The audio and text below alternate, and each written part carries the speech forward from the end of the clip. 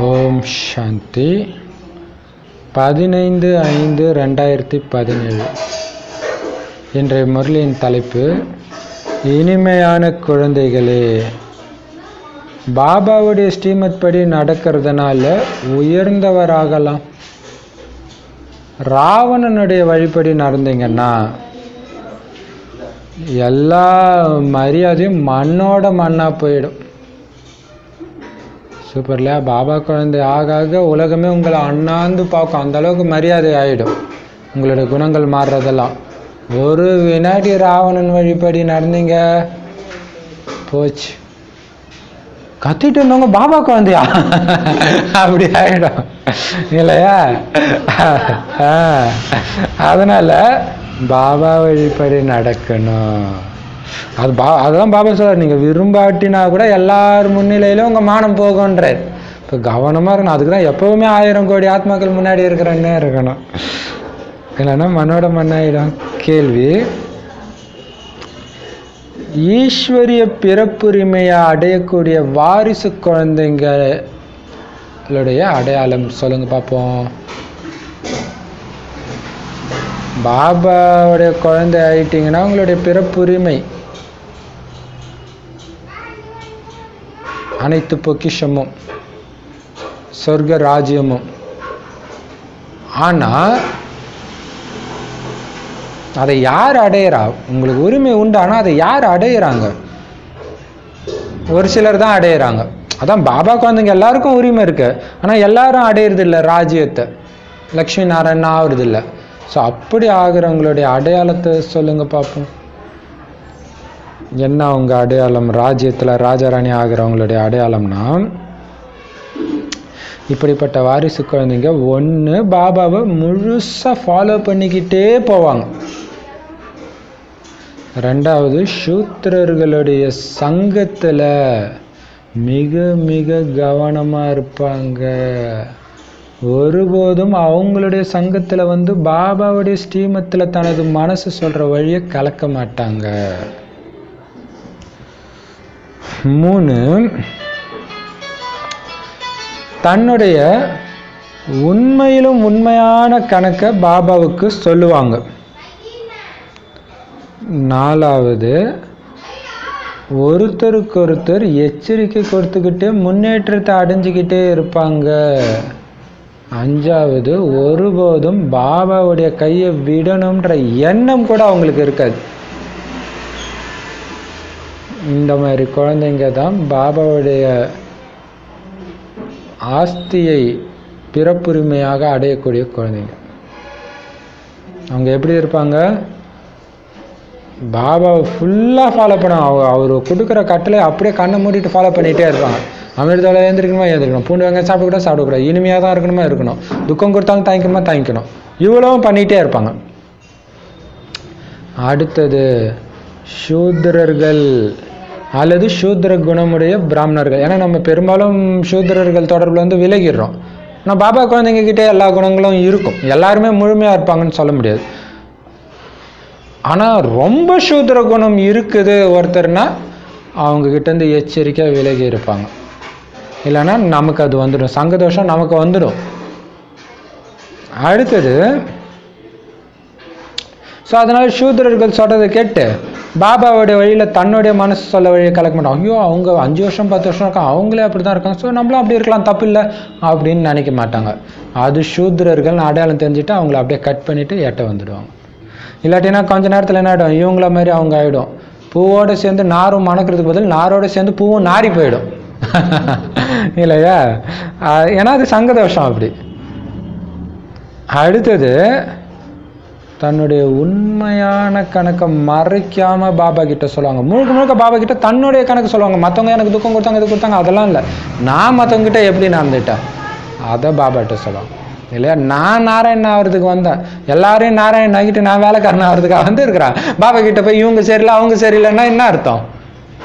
தன்னோட உண்மையான கணக்கை சொல்லுவாங்க. நான் யாருக்கெல்லாம் துக்கம் கொடுத்தேன் பாபா, என்னையே அறியாமல் சுபாவம் வெளிப்பட்டுச்சு பாபா, அதை சொல்லுவாங்க.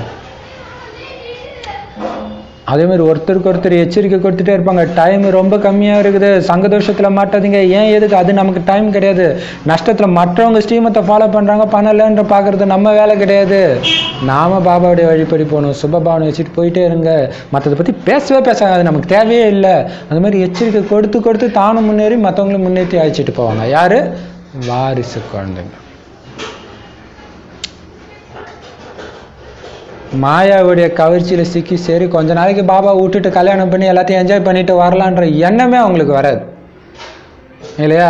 இது ரொம்ப கஷ்டமாக இருக்குது. சென்டரில் இப்படி இருக்கிறாங்க அப்படின்னு ஆகுனா குற்றம் கண்டுபிடிக்கும். ஐயோ நமக்கு இது வேணாம்ப்பா, நான் வீட்டுக்கே போயிடுறேன். அந்த எண்ணமே வராது, ஒருபோதும் வரமாட்டான். அந்த எண்ணம் கூட அவங்களுக்கு வராது.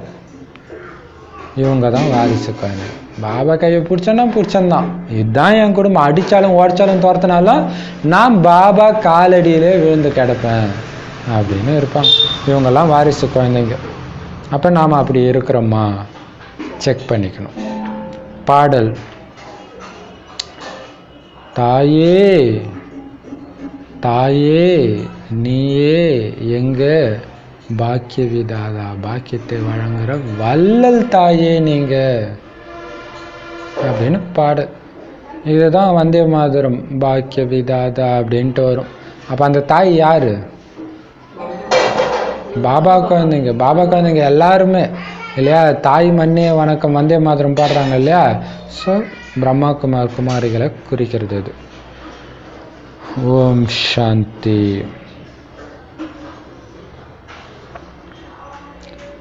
மம்மான்றதும் கரெக்டு தான். மம்மாவோடு சேர்ந்து அவங்க குழந்தைங்களுக்கும் அது குறிக்கும். ஓம் சாந்தி. குழந்தைங்க பாட்டை கேட்டீங்க. ஜெகதம்பா காமதேனுவை பற்றி வர்ணனை இருக்குது. இது ஜெகதம்பாவுடைய மகிமை. தாயே பாக்கியத்தை கொடுக்குற வள்ளலே, எது கேட்டாலும் கொடுக்கறதுன்றது காமதேனுன்ற பசு சொல்லுவாங்க இல்லையா? அப்போ அந்த பசு உண்மையிலே எங்கே இருக்குது? சத்தியுகத்தில் சொர்க்கத்தில் இருக்காது, சங்கமயுகத்தில் இருக்கிற மம்மாவுடைய மகிமை. உண்மையிலே குப்த ரூபத்தில் இவர் பிரம்மபுத்திரா நதி. தாயும் நீயே தந்தையும் நீயேன்னு பாடப்பட்டு இருக்குது.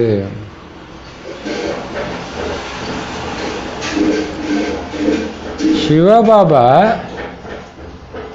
பிரம்மாவுடைய கமல வாயினால குழந்தைங்களை உருவாக்குறார். மற்ற ஃபேன் போட்டுருங்களா? ஏன்னா மற்ற சவுண்டு இதை விட அதிகமாக இருக்குது. இப்போ பாபா சொல்கிறாரு, ஸோ மறைமுகமான ரூபத்தில் இவர் பிரம்மபுத்திரா நதி தான். தாயும் நீயே தந்தையும் நீயேன்னு பாடப்பட்டிருக்கு. சிவபாபா பிரம்மாவுடைய கமல வாய் மூலமாக குழந்தைங்களை உருவாக்குறாரு. அப்படின்னா இவர் தாயாகிட்டார் தானே.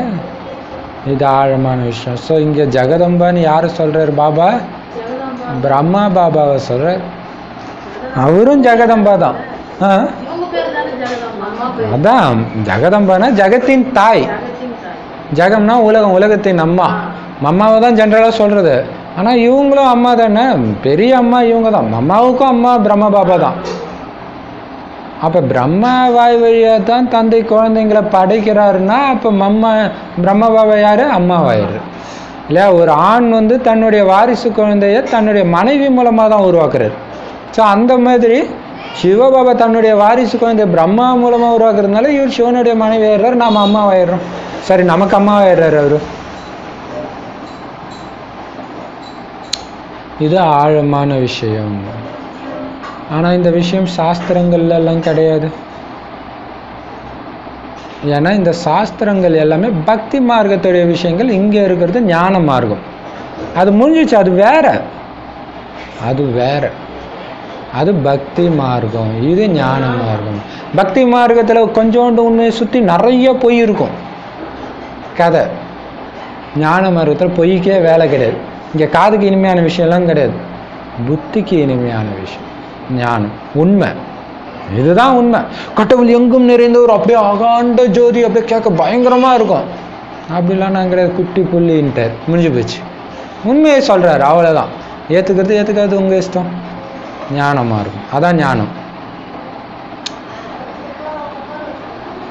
பாபா எல்லா சாஸ்திரங்களுடைய சாரத்தை புரிய வைக்கிறார். எந்த சாரம் உண்மையிலிருந்து இந்த வேத சாஸ்திரங்கள் விஸ்தாரமாக உருவாச்சோ அந்த சாரத்தையே புரிய வைக்கிறார். மற்றபடி அவர் ஒன்றும் அந்த பக்தி மார்க்கத்தின் கீதையை புரிய வைக்கல. பாபா சொல்றது உண்மையான கீதை. அந்த கீதைக்கு விளக்கம்லாம் இவர் கொடுத்துட்டு இல்லை.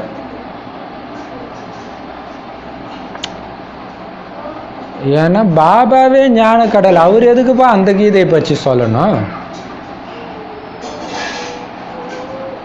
பிரம்மா பாபா வேணா கீதை படிச்சிருக்கலாம், பாகவதம் படிச்சிருக்கலாம். ஆனால் சிவபாபா எதையும் படிக்கலை. படிச்சுட்டு சொன்னால் அவர் ஞானக்கடல் கிடையாது இல்லையா? ஏன்னா அவரே ஞானம் நிறைந்தவராச்சு, அவர் எதுக்கு வேதத்தை படிக்கணும்? இந்த மனித சிருஷ்டி மரத்துடைய விதை நான். அதனால் விதைக்கு தெரியும் மரத்துடைய ஆரம்பத்துலேருந்து கடைசி வரை. அதே மாதிரி இந்த சிருஷ்டி மரத்துடைய ஆரம்பத்துலேருந்து இடையில் கடையில் இருக்கிற எல்லா ஞானமும் எனக்குள்ளே இருக்குது. ஆரம்பத்துலேருந்து கடைசி வரை உள்ள ஞானம் இருக்குது. எனக்கு உடல் இல்லாத காரணத்தினால பிரம்ம வாய் வழியாக நான் அந்த ஞானத்தை உங்களுக்கு சொல்கிறேன். ஆனால் இந்த ஞான வர்ணனை சங்கமயுகத்தோட முடிஞ்சிடும். இந்த உண்மையான கீதையை நீங்கள் இப்போ தான் உருவாக்குறீங்க. ஆனால் நீங்கள் இதை பிரிண்ட் அடிக்கலாம், இதை நோட்டாக புக்காக பெருசாக பிரிண்ட்டு அது பேர் என்ன பைண்டிங் பண்ணி வச்சுக்கலாம். ஆனால் உங்களுக்கு இது கூட அடுத்த ஜென்மத்துக்கு கையில் வராது, எல்லாம் அழிஞ்சிடும். எவ்வளோ பெரிய விஷயம். அந்த வேத சாஸ்திரங்கள் பல ஜென்மமாக இருக்குது. ஆனால் இந்த வேதம் முடிஞ்சு போச்சு, இதோட உண்மை இதோட முடிஞ்சது. கடைசியில் சொல்கிறார், இதெல்லாம் நடிப்பு குழந்தை, நீ இவ்வளோ நேரம் நடிச்ச அப்படின்னு சொல்கிறார்.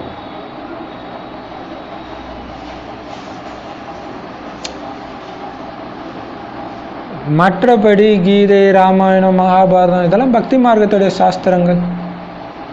அது மீண்டும் வெளிப்படும் அடுத்த துவாபர யுகத்தில்.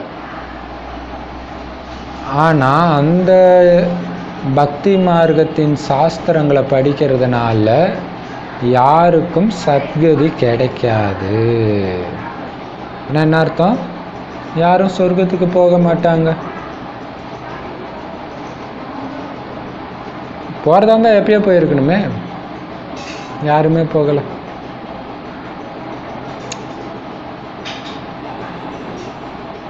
இங்கே இப்போ நடிச்சிட்டு இருக்கிற நடிகர்கள் இருக்கிறாங்க பாருங்க, இந்த நாடகத்தில் நடிக்கிறவங்க, அவங்க எல்லோருமே ஆரம்பத்தில் சரீரமே எடுக்காமல் எங்கே இருப்பாங்க? முக்திதாமத்தில் இருப்பாங்க. பிறகுதான் இங்கே இந்த உடம்பை ஏற்று அவங்களுடைய பாகத்தை நடிக்கிறாங்க. அதுதான் பாபா சொல்றாரு, ஆதி அனாதி ஸ்வரூபத்தை பாருங்க. இப்போ என்ன வேணாலும் ஆட்டம் ஆடிட்டு இருக்கலாம் ஆத்மா. ஆனால் ஒரு காலத்தில் அமைதியாக இருந்துச்சு, பரந்தாமத்தில் அமைதியாக இருந்துச்சு. முதல்ல வரும்போது இனிமையாக இருந்துச்சு. இப்போ நமக்கு ஒருத்தங்களை பார்க்குறாங்கன்னா, ஒருத்தங்க சிடுன்னு பேசுகிறாங்கன்னா, எப்படி பேசுகிறாங்க இப்போ? சார் அவங்க எப்படி பேசுனா உங்களுக்கு பிடிக்கும்? அப்படி அவங்க இருந்தாங்க. அதை பாருங்க, ஆதி அப்படி தான் இருந்தாங்க. அதை பாருங்க, அப்படி தான் இருந்தாங்க. இப்போ சிடுன்னு பேசுறதுக்கு யார் காரணம்? நீங்கள் தான் காரணம். அதனால் ஏன் அவங்கள கெடுத்தீங்க? ஸோ மறுபடியும் அவங்கள அதே மாதிரி நினைக்க என்னாகும், அதே மாதிரி மாறிடுவாங்க. நீங்கள் அவங்கள பார்க்கும்போதெல்லாம் எப்படி இருக்கணும்னு நினைக்கிறீங்களோ அப்படி நினைங்க, அப்படி மாறிடுவாங்க. ஏன்னா அப்படி தான் இருந்தாங்க. இப்போ பாபா சொல்கிறாரு, அவங்கவுங்க பாகத்தை ஏற்று நடிச்சு தான் ஆகணும். ஸோ அதான் நடிக்கிறாங்க.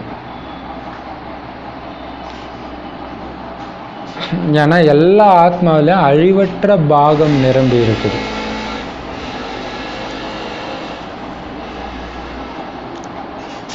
வண்டி ஸ்பீடாக வருது, ஒரு மரம் உடஞ்சி கிளை தொங்குது, அவர் எதிர்பார்க்கல. ஸோ அந்த நேரத்தில் வளைச்சி போகிறார்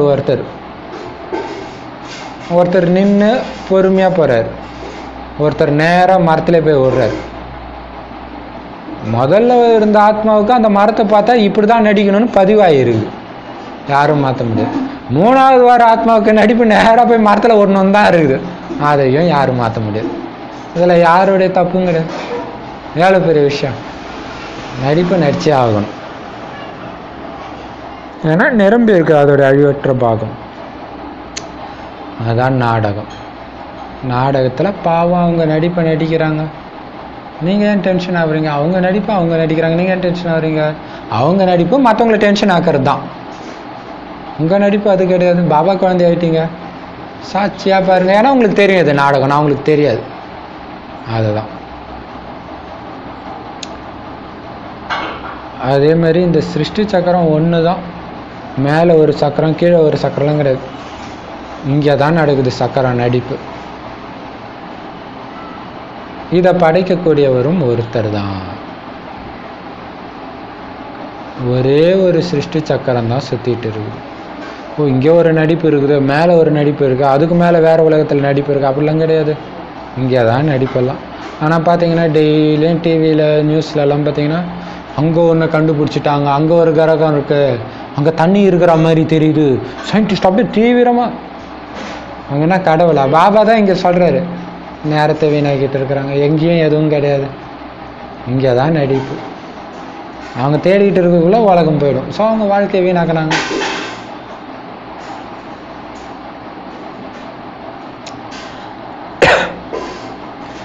சிருஷ்டி சக்கரமும் ஒன்று தான், அதை படிக்கக்கூடியவரும் ஒன்று தான். ஏற்கனவே நிச்சயிக்கப்பட்ட நாடகம் இது, அழிவற்ற நாடகம். அந்த சயின்டிஸ்ட் நேரத்தை வீணாக்கிட்டு தான் இருக்கிறாங்க, இருந்தாலும் என்ன பண்ணுறது, அவங்க நடிப்பு அதுதான், அவங்க அதான் பண்ணுவாங்க. சத்தியுகத்தில் தேவதைகளுடைய ராஜ்யம் இருந்துச்சு, இப்போ மீண்டும் தேவதைகளின் ராஜ்யம் வந்துக்கிட்டு இருக்குது. அதுக்காக நீங்கள் மீண்டும் தேவதைகளாக மாறிட்டு இருக்கிறீங்க. பரமபிதா பரமாத்மா முதல்ல பிரம்மா வாய் மூலமாக பிராமண சிருஷ்டியைத்தான் படைக்கிறார். கடவுளுடைய முதல் படைப்பு எது தெரியுமா? பிராமணர்கள். இவங்க மூலமாக தான் சொர்க்கம் படைக்கப்படும். சிவபாபா ஆமாம், அங்கே அந்த சவுண்டு போட்டுன்னு இருக்கிறாங்கன்னு இதை போட வேண்டியதாக இருக்குது. என்ன பண்ணுறது? அந்த டைம் தான் அவங்க பாத்திரம் வளர்க்குவாங்களா எப்பயும்? அப்படியா? அப்போ சீக்கிரமாக வந்தால் இருக்காது. அப்போ இனிமேல்ட்டு இல்லை, சரி, இனிமேல் சீக்கிரமாக வரலாம். சரி, அப்போ சரி அதுதான் சரி. அப்போ பாபா சொல்கிறாரு, பிரம்மாவின் வாய் மூலமாக பிராமண சிருஷ்டியை படைக்கிறார். இப்போ இறைவனுடைய முதல் படைப்பே நான் தான். இப்போ எவ்வளோ சந்தோஷம் இருக்கும். சொர்க்கத்தையே அவர் அப்புறம் தான் படைக்கிறார். முதல்ல புது சிருஷ்டி சங்கமம், பழையது மற்றும் புதியது. அப்படி பண்ண இல்லை வேணாம். இப்போ பாபா சொல்கிறாரு, இப்போ என்ன நடக்குதுன்னா பழைய சிருஷ்டி புதிய சிருஷ்டியோடைய சங்கமம் நடக்குது. இறைவனுடைய பழைய படைப்பு கலியுகம், படித்தது பழசாகி கலியுகமாக இருக்குது. புது யுகம் சங்கமயுகம். சார் ரெண்டுமே பிராமணர்கள் இல்லையா? இப்போ பிராமணர்கள் புது படைப்பும் இருக்கிறாங்க, பழைய படைப்பு கலியுக சூத்திரர்களும் இருக்கிறாங்க. ஸோ ரெண்டுத்துடைய சங்கமம் இது. பிராமணர்கள் உச்சி குடுமிக்கு சமமானவர்கள். அப்படின்னா என்ன அர்த்தம்? உயர்ந்ததிலும் உயர்ந்தவங்க. காலுக்கும் குடுமிக்கும் வித்தியாசம் இருக்குல்ல, சொல்லுவாங்களே மொட்டை தலைக்கும் முழங்காலுக்கும் முடிச்சா, அப்படின்னா என்ன அர்த்தம்? தலை மேலே இருக்குது, முழங்கால் இங்கே இருக்குது. அந்த மாதிரி ரெண்டுத்துக்கும் போட்ட முடிச்சு தான் இந்த சங்கம் யுகம் இல்லையா? புது படைப்பும் இங்கே இருக்குது, பழசும் இருக்குது. இதைத்தான் சங்கமம்னு சொல்கிறோம். காலும் இருக்குது, குடுமியும் இருக்குது. பிராமணர்களாகிய நீங்கள் பாபாவோடு இணைஞ்சு உலகத்தின் ஆன்மீக சேவை செய்கிறீங்க. தந்தையும் ஆத்மாக்களுக்கு சேவை செய்கிறாரு.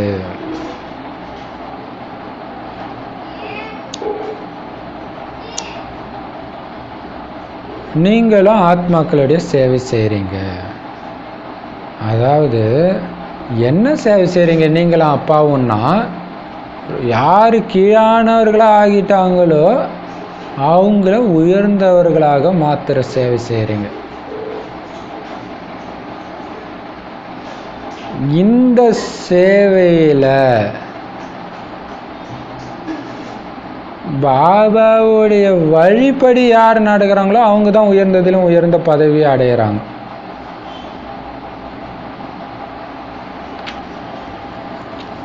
அதனால் பாபா சொல்றாரு, பாபாவுடைய வழி இருக்கு ஸ்ரீமதி, இதன் மூலமாக தான் நீங்கள் உயர்ந்தவர் ஆகணும். ஆனால் கஷ்டம்தான், இதன்படி தான் நீங்கள் பண்ணணும் இல்லையா? பாபாவுடைய வழிபடி தான். பாபா சொல்கிறாரு, இப்போ நீங்கள் என்ன தான் பாபாவுடைய சேவை விழுந்து விழுந்து பண்ணாலும், அங்கங்கே சொற்பொழிவு பண்ணாலும், என்ன பண்ணாலும் உங்கள் பேர் இப்போ ஃபேமஸ் ஆகாது. கடைசியில் தான் ஆகும். அதுக்காக நீங்கள் போய் தவறான வழியில் போயிடக்கூடாது, சீக்கிரமாக ஃபேமஸ் ஆகணும்னு. பாபா சொல்கிற வழிப்படி தான் போகணும். பாபா சொல்கிற வழிப்படி நீங்கள் உயர்ந்தவர் ஆகணும். உலக வழிப்படி போய் உயர்ந்தவர் ஆகணும்னு நினச்சிங்கன்னா ரொம்ப ரொம்ப கீழானவங்களா ஆகிடுவீங்க. இப்போ ஆகிடுவீங்க, ஆனால் சத்தியுகத்தில் பதவி போயிடும், திரேதாயுகத்தில் பதவி போயிடும். இங்கே அதுக்காக வந்தோம், இந்த யுகத்தில் பதவி பேர் புகழ் அடையிறதுக்காக வந்தோம், போயிடும். அதனால் பாபாவுடைய வழிப்படி நடக்கிறவங்க தான் உயர்ந்தவர் ஆக முடியும், உயர்ந்த பதவி அடைவாங்க. நான் தேவதையாக சூரிய வம்ச சந்திர வம்சத்தவராக இருந்தோம்.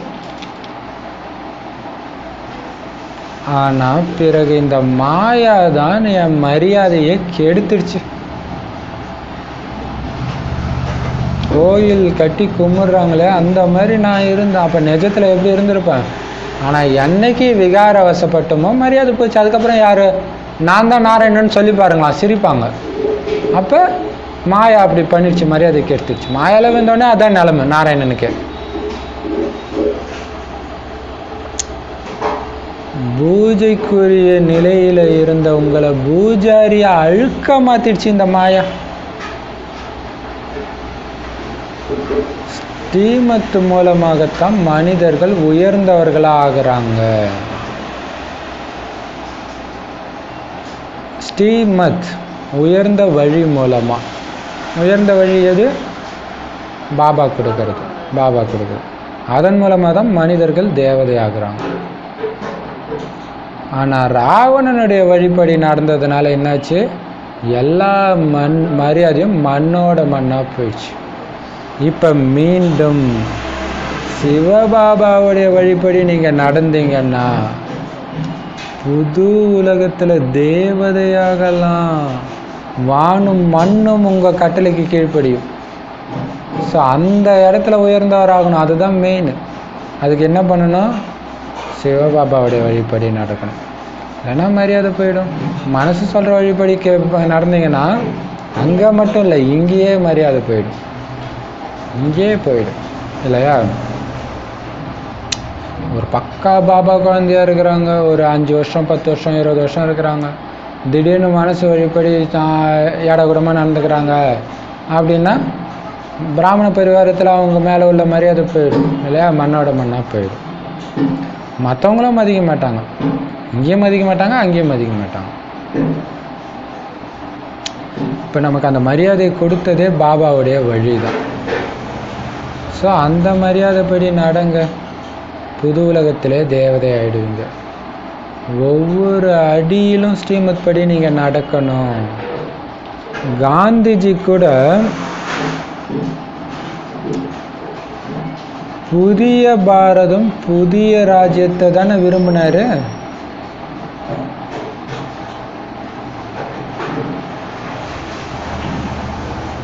ஆனால் புதிய பாரதம் புது உலகம்ன்றதெல்லாம் சத்தியுகத்துடைய பேர். இங்கே ஒவ்வொரு நாளும் துக்கம்தான் அதிகமாயிட்டு இருக்குது. ஆனால் துக்கம் அதிகமாக தான் ஆகணும், வேற வழி கிடையாது. அப்போ தான் நான் வரேன். இவ்வளோ துக்கத்தில் துடிச்சிட்டு இருக்கும்போதே கடவுள் சொல்கிறத ஏற்றுக்க மாட்டுறாங்கன்னா துக்கம் கம்மியாக இருக்கும்போது வந்தால் எங்கே ஏற்றுக்குவாங்க? அதனால தான் நான் அந்த டைமில் தான் நான் வரேன் இல்லையா? இப்போ பாபா சொல்கிறாரு, ஒவ்வொரு அடியிலும் ஸ்ரீமத் படி நடங்க. பாபாட்ட கேளுங்க, பாபா நான் இப்போ கரெக்டாக பண்ணுறேன்னா பாபா, ஏதாவது தப்பு பண்ணுறேன்னா பாபா, இல்லாமலே உங்களுக்கு டச் ஆகும். பட் ஆனால் நீங்கள் கேட்டிங்கன்னா இன்னும் ஈஸியாக பள்ளத்தில் விழுறதுக்கு முன்னாடி 10 அடிக்கு அண்ணாண்ட இருக்கும்போதே தெரியும் அது மாயா ஏட்ட போயிடுவீங்க. இப்போ பாபா சொல்கிறாரு, ஒவ்வொரு அடியிலும் ஸ்ரீமத் படி நடக்கணும்.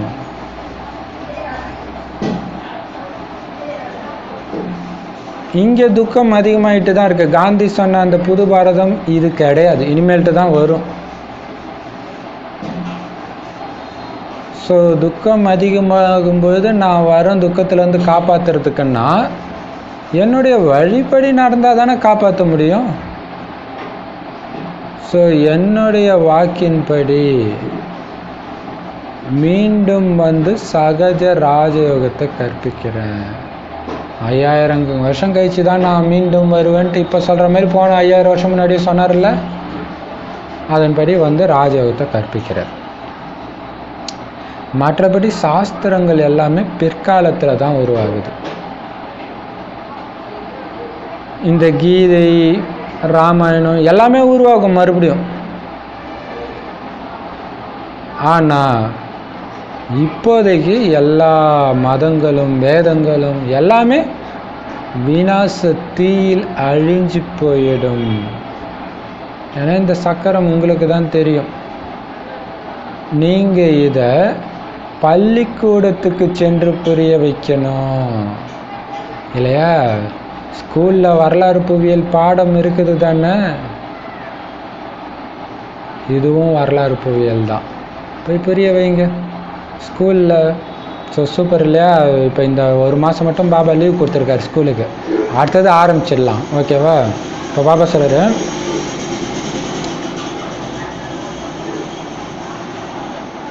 அவங்கக்கிட்ட சொல்லுங்கள், நீங்கள் படிக்கிறதெல்லாம் எல்லைக்குட்பட்ட வரலாறு புவியியல், ஆனால் அதை உலகின் வரலாறு புவியியல்னு சொல்ல முடியாது. குழந்தைங்க எல்லையற்ற வரலாறு புவியியலை கற்றுக் கொடுக்கணும். அப்போ தான் இந்த உயர்ந்த பதவியை பெற முடியும். அந்த வரலாறு புவியியலை தெரிஞ்சுக்கிறதுனால வேணால் ஏதாவது வேலை கிடைக்கலாம், மார்க்கு கிடைக்கும், அல்பகால இதுதான்.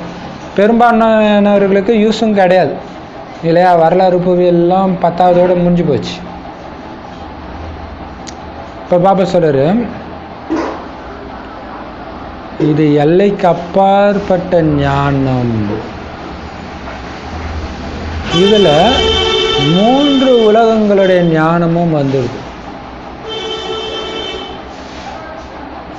ஆரம்பத்தில் அந்த நிராகார உலகம்னா என்ன? உடலற்ற உலகம், பரந்தாமம். அங்கே நிறைய ஆத்மாக்கள் வசிக்கிறாங்க.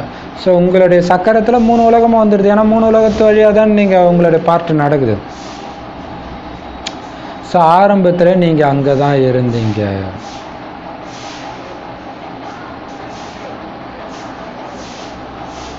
கடைசியில் தான் எல்லா ஆத்மாவும் கீழே வந்துடுது. ஸோ அந்த கலியுக இறுதி வரைக்குமே நிறைய ஆத்மாக்கள் மேலே இருக்குது. ஸோ அது இறுதி டைமில் தான் எல்லாமே வந்துடுது.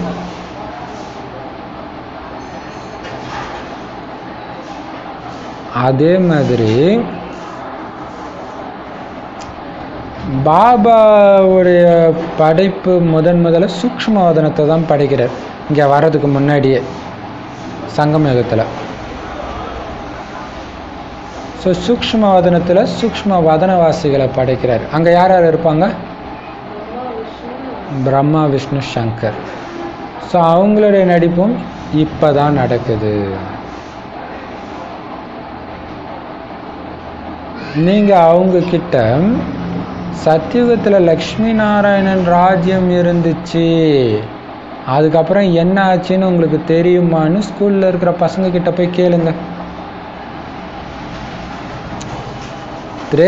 அது எந்த வரலாறு புஸ்தகத்திலேயாவது இருக்குதா? லக்ஷ்மி நாராயணன் ஆண்டதா? இல்லை. இருந்துச்சு. இருந்ததோடைய அடையாளமாக தான்ப்பா இங்கே இருக்கு. இந்த இடத்த யார் ஆண்டாங்க தெரியாது. எந்த ராஜாவுடைய கோட்டையோ ஏதோ இந்த இடத்துல இல்லை. ஆனால் கோயில் இருக்கு, எல்லா ஊர்லேயும் இருக்கு. இவங்க ஆண்டாங்க தெரியுமா?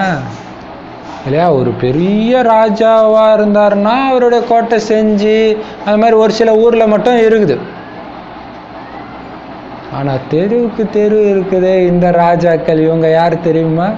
கோயிலில் இருக்குதுல வாழ்ந்துட்டு போனதுனால தானே அந்த உருவமெல்லாம் இருக்குது. தெரியுமா அவங்க ராஜ்யம் எங்கே இருந்துச்சு, எங்கே போச்சு, என்ன ஆச்சு தெரியுமா?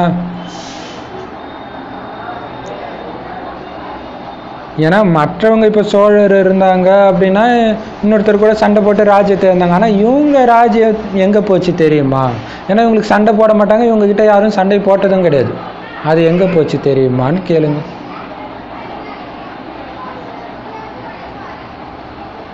திரேதாயுகத்துடைய கடைசி வரைக்கும் ஒரே ஒரு லக்ஷ்மி நாராயணனுடைய ராஜ்யமாக இருந்துச்சு.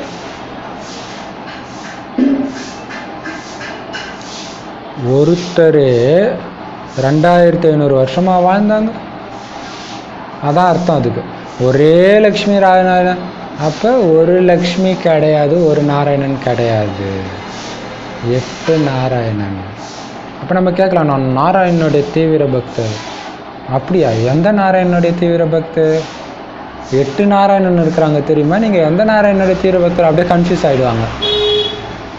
8 லக்ஷ்மி இருக்கிறாங்கன்னு சொல்கிறீங்கல்ல, லக்ஷ்மியோட கணவன் நாராயணா, 8 லக்ஷ்மிக்கு 8 நாராயணன் இருப்பாங்க தானே? நீங்கள் எந்த நாராயணனுடைய தீவிர பக்தர்?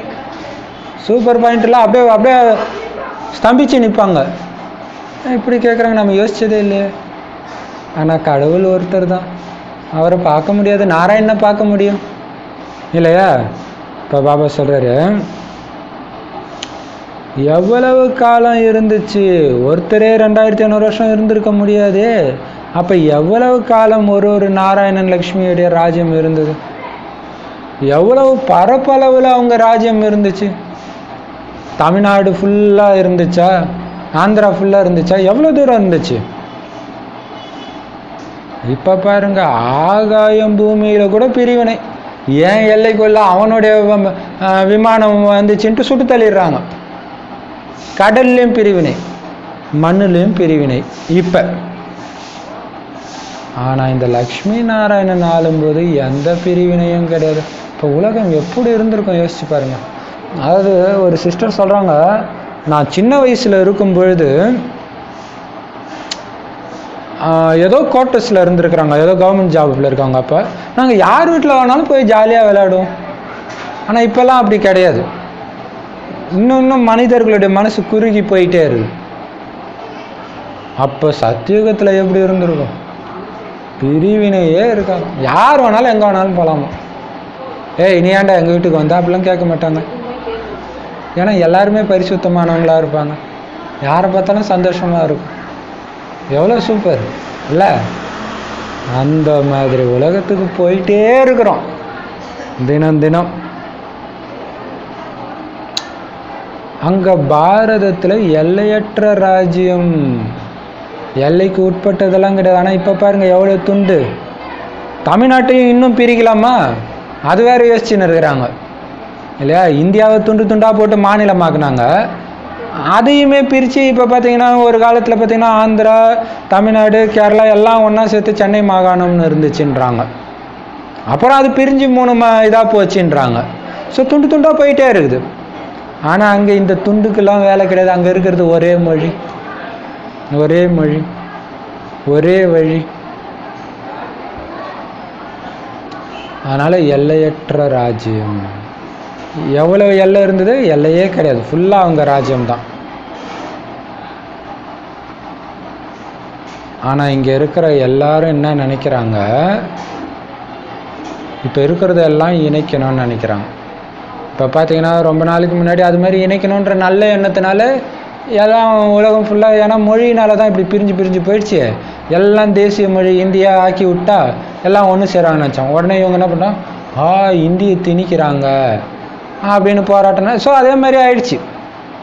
ஸோ இவங்க என்ன தான் ஒன்றா சேர்க்கணும்னு நினச்சாலும் முடியாது. ஏன்னா கடவுளா முடியாது, அது இறைவனுடைய வழி இல்லையா? அதே மாதிரி சரி அப்படியே இந்தியாவில் சேர்த்துட்டாலும் மற்ற நாடு முடியாது. பார்த்தா நியூஸில் சொல்கிறாங்க, தென்கொரியா வடகொரியா அங்கே தான் பெரிய பிரச்சனை நடந்துன்னு இருக்குது. தென்கொரியா வடகொரியா ஒன்றா சேரணும்னு அவங்களுக்குள்ள நினச்சா கூட ஒரு பெரிய வல்லரசு நாடு விட மாட்டேங்குது. இல்லை சேர்ந்துடாதீங்க, அதுக்கு சண்டை தான் போட்டாகணும்னு தான். முடியாது, ஒன்று சேர முடியாது. நாடகத்தில் அப்படி இல்லை. அப்புறம் சத்தியுகம் எப்போ வர்றது? நீங்கள் இப்பயே ஒன்று சேர்ந்துட்டீங்கன்னா இல்லையா? இப்போ பாபா சொல்கிறாரு, எல்லையற்ற வரலாறு புவியியல்ல பாபா இப்போ உங்களுக்கு சொல்கிறார். நடந்தது தான் வரலாறு, நடக்க போகிறதையும் சேர்த்து சொல்கிறார். ஏன்னா நடந்ததே தான் திரும்ப நடக்கும். ஏன் இந்த வரலாறு நான் சொன்னேன் தெரியுமா? அதே வரலாறு தான் திரும்ப நடக்க போகுது. ஸோ கடந்தது எதுவோ அதே தான் நடக்க போகுது. 84 பிறவி சக்கரத்தில் உலகத்துடைய ஒட்டுமொத்த வரலாறு புவியிலே வந்துடுது. ஒரு பிரம்மா பாபாவோட 84 பிறவி கதையிலே வந்துடுது ஒட்டுமொத்த வரலாறு புவியிலும். ஸோ நமக்கும் பொருந்தும் அது. இந்த ஞானத்தை தெரிஞ்சுக்கிறதன் கூடவே தூய்மை கண்டிப்பாக வேணும்.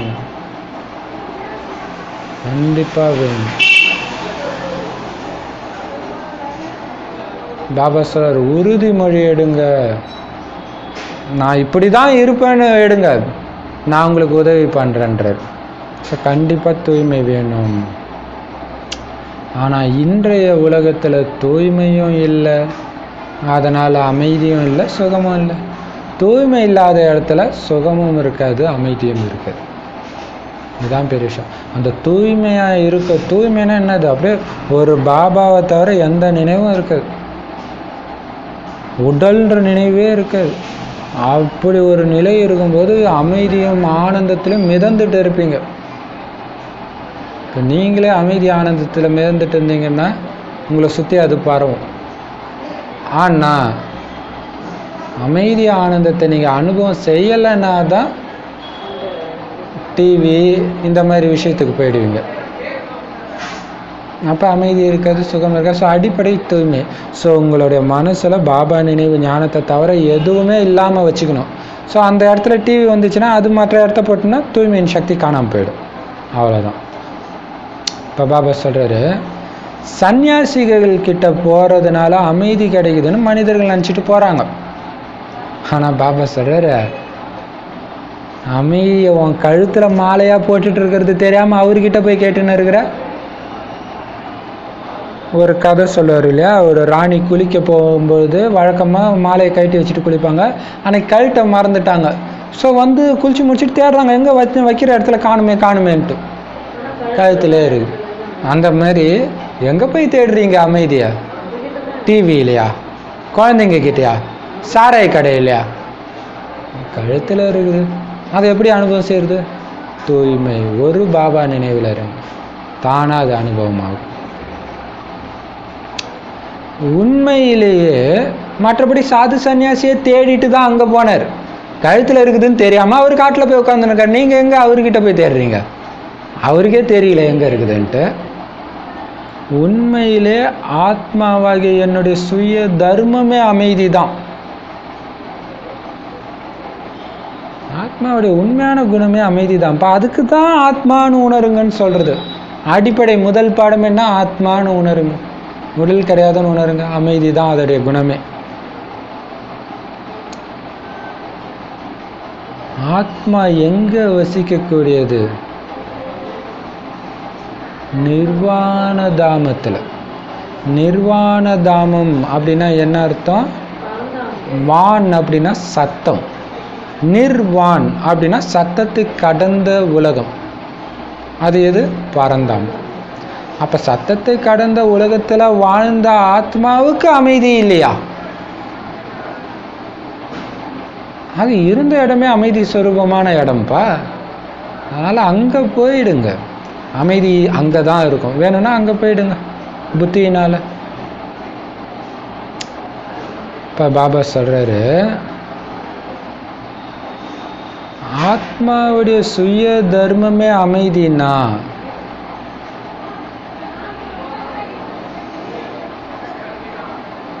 இந்த சாது சன்னியாசி குருக்களுக்கெல்லாம் என்ன அமைதி கிடைக்கும்? ஆத்மாவை பற்றியே தெரிஞ்சிக்காம அவங்க உடல்னு நினச்சிட்டு இல்லை அங்கே போய் உட்காந்துருக்குறாங்க. எங்கே வேணாலும் போய் உட்காரட்டும், இமயமலையில் கூட போய் உட்காரட்டும், எப்படி அமைதி கிடைக்கும்? எவ்வளோ சூப்பர் பாயிண்ட். இவ்வளோ சத்தத்துக்கு இடையில் ஆத்ம உணர்வில் உட்காந்து நம்மளால் அமைதி பண்ண முடியும். ஆனால் அவங்க இமயமலையில் போனாலும் அமைதி கிடைக்காது. ஏன்னா ஆத்மாவுடைய சுயதர்மம் அமைதி, நான் ஆத்மா அப்படின்னு தெரிஞ்சுக்கலையே, அவங்களுக்கு எப்படி அமைதி கிடைக்கும்? அசாந்தி அடைய செய்கிறது தான் மாயா. அப்படின்னா என்ன அர்த்தம்? ஆத்மான்றதை மறக்கிறது. ஆத்மான்றதை மறந்துட்டிங்கனாலே உங்களுக்கு என்ன வரும்? அசாந்தி தான். தேக உணர்வு வந்தாலே காமம், கோபம், பற்று, பேரசு இதை பற்றி சிந்தனை வரும். அப்போ அமைதி, மனம் ஒரு குரங்கு தாவி தாவி தாவி அப்புறம் அமைதி இல்லாமல் போயிடும். ஸ்ரீமத் படி நீங்கள் எப்போ இந்த மாயாவை வெல்றீங்களோ அப்போ இந்த தூய்மை, சுகம், சாந்தி, ஆஸ்தியை சத்தியுகத்தில் நீங்கள் அடையலாம். ஸோ சத்தியுகம் வரவும் இதை நீங்கள் வெல்லவும் கரெக்டாக இருக்கும் டைம். ஸோ அதுக்காக வரும்போது தான் வெல்லணும்னு உட்காந்துட்டு இருக்கக்கூடாது. நீங்கள் இப்போ வென்றீங்கன்னா இப்போயே வந்துடும். ஸோ டைமே உங்களுடைய ஆதாரத்தில் தான் இருக்குது. ஸ்ரீமத் படி மாயாவை எப்போ வெற்றி அடைகிறீங்களோ அப்போ உங்களுக்கு கொடுத்துடுவார். தூய்மை வேணுமா, சுகம் வேணுமா, சாந்தி வேணுமா, யாருடைய பார்வையும் இந்த உலகத்தில் சரியே இல்லை பாபா. தூய்மையான பரிசுத்தமான பார்வை வேணுமா, இப்போ நீ மாயாவை இல்லை, அந்த உலகத்துக்கு நான் உன்னை அனுப்பி வைக்கிறேன் அப்படின்னு சொல்கிறார். அங்கே யாருமே எனக்கு அமைதியே இல்லை, எனக்கு அமைதி வேணும் அப்படின்னு சொல்லவே மாட்டாங்க.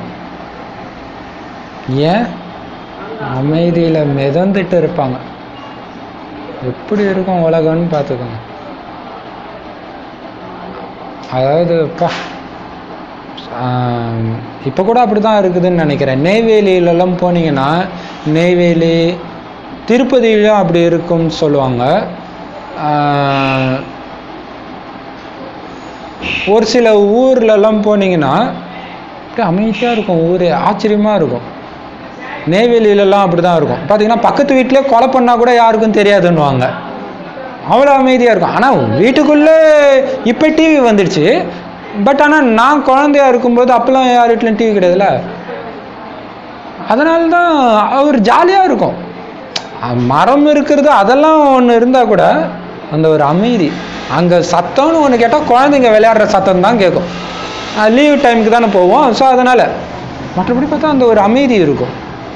உலகமே அப்படியே இருந்துச்சுன்னா எப்படி இருக்கும்? அது கூட உண்மையான அமைதி கிடையாது. அப்போ சொர்க்கம் எப்படி இருக்கும்? அப்போ சொர்க்கம் எப்படி இருக்கும் யோசிச்சு பாருங்க இல்லையா? இப்போ பாபா சொல்கிறாரு, அங்கே யாருமே எனக்கு அமைதி வேணும்னே சொல்ல மாட்டாங்க.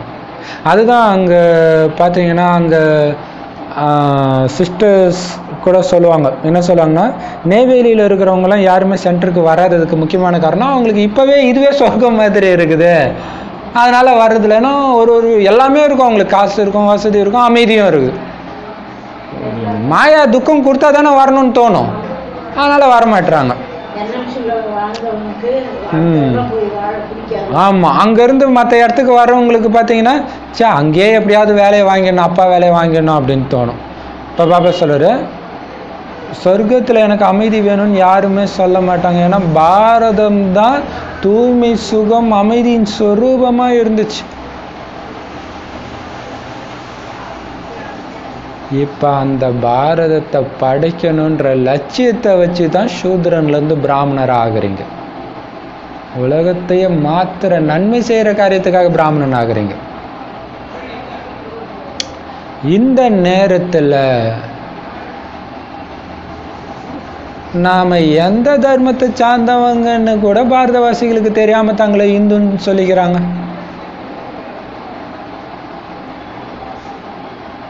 நம்மோட தர்மத்தை யார் படைச்சாங்க, எப்போ படைச்சாங்க? கிறிஸ்தவ தர்மத்தை கிறிஸ்து படைச்சார், முஸ்லிம் தர்மத்தை நபி படைச்சார். உங்கள் தர்மத்தை யார் படைச்சா? இது பார்த்தீங்கன்னா எங்கள் வீட்டுக்கு எதிராக கம்யூனிஸ்டுக்காரர் பேசின்னு இருக்கார். இந்து மதத்தை யார் படைச்சா? அவர் எதுக்கு பேசினாருன்னு தெரியல, ஆனால் கரெக்டாக தான் கேட்டுன்னு இருக்கார். கிறிஸ்தவ மதம் இப்படி வந்துச்சு, முஸ்லீம் மதம், இதை யார் படித்தா? ஏதாவது வரலாறு இருக்கா? இப்போ பாபா சொல்கிறாரு, ஏன்னா தேவதா தர்மத்தை பற்றி யாருக்குமே தெரியலையே, அந்த தர்மம் பேரே மாறிடுச்சு. தேவதை இருந்தவங்களெல்லாம் கடவுளாக்கி விட்டீங்களே, அது நீங்கள் தான் மறந்துட்டீங்களே, அப்புறம் எப்படி உங்களை யார் அப்படி ஆக்குனா நீங்கள் யோசிக்க போகிறீங்க? சூப்பர் பாயிண்ட் இல்லை? அந்த தேவதை தர்மத்தை பற்றி யாருக்குமே தெரியலை.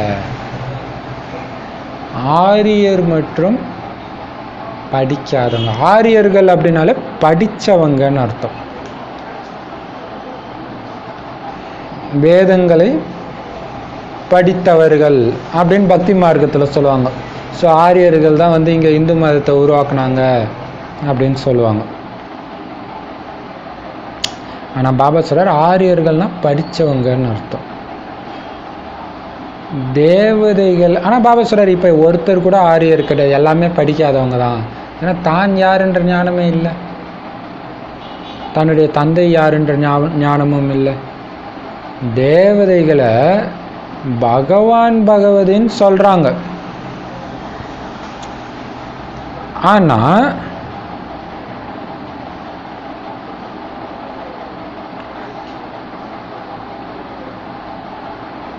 இப்போ அங்கே தேவதைகளை பகவான் பகவதின்னு சொல்கிறாங்க. ஏன்னா பகவானே வந்து சொர்க்கத்தை ஸ்தாபனை செய்கிறார். ஸோ பகவானுடைய குழந்தைங்கன்ற ரீதியில் அவங்க பகவான் பகவதி ஆயிடுறாங்க. அதனால் அவங்கள பகவான் பகவதின்றாங்க. ஆனால் உண்மையில் அவங்களுடைய பேர் பகவான் பகவதி கிடையாது, தேவி தேவதா. பாரதத்துடையது தான் இந்த ஆதி சனாதன தேவி தேவதா தர்மம். அதான் எல்லாரும் கேட்குறாங்க, அது என்ன கடவுள் எல்லாம் இங்கே தான் வந்தாங்களா? இத்தனை கோடி கடவுள்கள். அவங்க கடவுள் கிடையாது, தேவதைகள், பாரதத்தை சார்ந்தவர்கள். அதனால் இந்துன்னு தர்மம் கிடையாது, மாற்றிட்டாங்க. மாயாவுடைய வேலையை மாற்றுறது தான் இல்லையா? மெட்ராஸை சென்னையாக்கி, சென்னையை பேரை மாற்றிக்கிட்டே இருக்குது. பாம்பேவை மும்பை ஆக்குங்க, கல்கத்தாவை கொல்கத்தா ஆக்குங்க.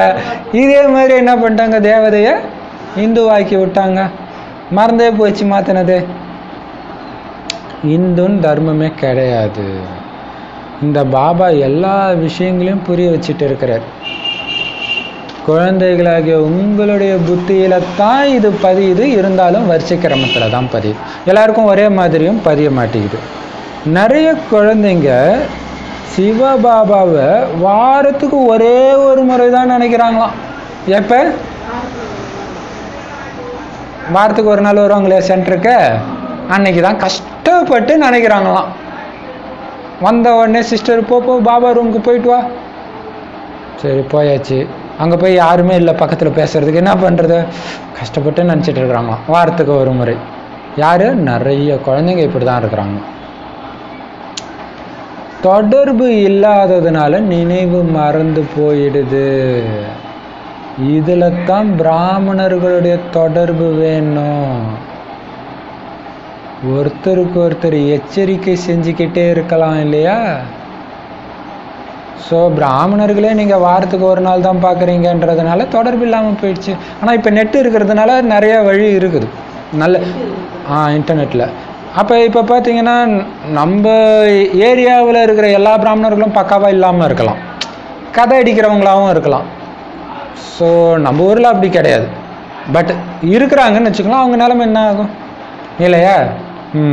அதான் பாபா சொல்ற. ஸோ அதுக்கு வந்து தனியாக இருக்கிறதே பெட்ரு அந்த மாதிரி இருக்கிறவங்களுக்கு. ஸோ பிராமணர்களுடைய தொடர்பு இருந்தால் ஒருத்தருக்கு ஒருத்தர், மாதாஜி இன்னைக்கு எவ்வளோ நேரம் நினச்சிங்க, பாபா நினச்சிங்களா, முதல்ல நினச்சிங்களா? ஸோ அது எச்சரிக்கை. நாடா இந்த பிரதர் வந்தாலும் எப்பயும் இதை கேட்குறாரு, சரி இவருக்காக வச்சு ஒரு 1/2 மணி நேரம் நினச்சி தொலைலாம் அப்படின்னு தோணும் இல்லையா? ஸோ எச்சரிக்கை கொடுத்துக்கிட்டே இருக்கலாம். சூதரர்களுடைய சங்கம் இருந்துச்சுன்னா கண்டிப்பாக அதோடைய தாக்கம் ஏற்படும். அதனால சூதரர்களுடைய தொடர்பு இருக்கக்கூடாது, கட் பண்ணுங்க.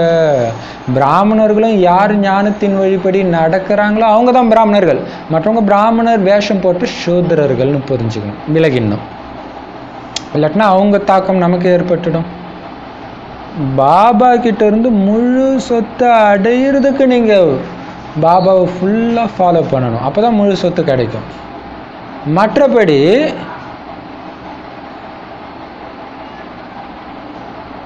நீங்க பிஸ்னஸ் பண்ணுங்க, ஃபேக்ட்ரியில் இருங்க, ஆஃபீஸில் இருங்க, இருந்தாலும் பாபா நினைவில் இருக்கிற பயிற்சி பண்ணி பாபாவுக்கு எழுதுங்க. நான் பாபா எனக்கு, ஏன்னா ஒரு பிரதர் சொல்கிறார், பிரதர் நான் வந்து இது மாதிரி காட்டன் பிஸ்னஸ் பண்ணுறேன், இந்த டைம்லேருந்து இந்த டைம் எனக்கு ரொம்ப பிஸியாக இருக்கும், ஒரு 10 மணிக்கு மேலே அல்லது 11 மணிக்கு மேலே நான் ரிலாக்ஸ் ஆகிடுவேன், அப்போ தான் நான் சின்சியராக ப்ராக்டிஸ் பண்ணுவேன். ஸோ அது மாதிரி பாபாவுக்கு உண்மையை எழுதுங்க அந்த பிஸ்னஸ்லையும். ஏன்னா ஒரு சில சமயம் மைண்டுக்கு ஒர்க் இருக்கும்போது நினைக்க முடியாது தான். ஸோ எப்போ ஃப்ரீயாக இருக்கணும் அந்த டைம் பயன்படுத்திக்கோங்க இல்லையா? குறிப்பாக பஸ்ஸில் போய் பிஸ்னஸுக்கோ வேலைக்கோ போகிறீங்கன்னா அந்த பஸ்ஸில் போகிற நேரம் அற்புதமான நேரம். பாபா நினைக்கிறது சூப்பராக வரும் நினைவு. பஸ்ஸில் போகும்போது அந்த காற்றுக்கும் அப்படி சூப்பராக இருக்கும். சக்தி கொடுக்கலாம் எல்லாமே. இப்போ பாபா சொல்கிறாரு, ஸோ பாபாட்ட எழுதுங்க. உங்களுடைய நினைவின் சார்ட்டை நீங்கள் அனுப்புனீங்கன்னா பாபா புரிஞ்சுக்காரு, இந்த குழந்தை நல்ல முயற்சியாளர், சின்சியராக செய்யுது. நிறைய பேர் என்ன நினச்சிக்கிறாங்க, இவங்க பண்ணாதனால என்ன பண்ணிடுறாங்க, யாருமே பண்ணல, எல்லாம் பொய் எழுதுறாங்க, இப்படியே சொல்லி நீங்கள் ஏமாற்றிக்கிட்டு இருக்க வேண்டியதான். நீங்கள் எழுத மாட்டீங்க. ஏன் எழுதலைன்னா நான் பொய் சொல்ல விரும்பலைன்றீங்க. ஏன் பொய் சொல்ல விரும்பலைன்றீங்க? ஏன்னா நீங்கள் பண்ணலை. யாருமே பொய் சொல்ல விரும்பலை, அவங்க பண்ணுறாங்க, எழுதுறாங்க. உங்களுக்கு எதுக்கு சந்தேக புத்தி? நீங்கள் பண்ணி எழுதுங்க. நான் பொய் சொல்ல விரும்பலை அப்படின்னு சொல்லிக்கிறாங்க. ஆகும்னா இப்போ பாபா சொல்கிறாரு, முயற்சி பண்ணுங்க இல்லையா? முயற்சி பண்ணுங்க. சரி, நான் சார்ட் வைக்கணுன்றதுக்காக அந்த சார்ட் வைக்கணுன்ற எண்ணம் வர அந்த 1/2 மணி நேரம் நினைவு பண்ணி எழுதுங்க, சார்ட் போடுங்க. ரொம்ப ரொம்ப முக்கியமானது. ஸோ அதுக்கு தான் பாபா நெட்டே உருவாக்கி விட்டாரு போல இருக்கு. 1/2 மணி நேரம் நினச்சுன்னு எழுதுங்க. அதுக்கு ஒரு நோட்டை போடுங்க, டெய்லியும் எழுதுங்க. வரும்போதெல்லாம் என்கிட்ட காட்டுங்க. ஏன்னா பாபா பார்க்க மாட்டாருன்ற தைரியத்தில் விட்டுருவீங்க. நான் பார்ப்பேன்ல, காட்டுங்க. ஸோ நீங்கள் ஒருத்தங்க காட்டுறீங்கன்னா உடனே இந்த மாத்தேஜ் பண்ணுவாங்க, உடனே இந்த மாத்தேஜ் பண்ணுவாங்க, இந்த மாத்தேஜ் எல்லா மாத்தேஜுமே பண்ண ஆரம்பிச்சிடுவாங்க இல்லையா?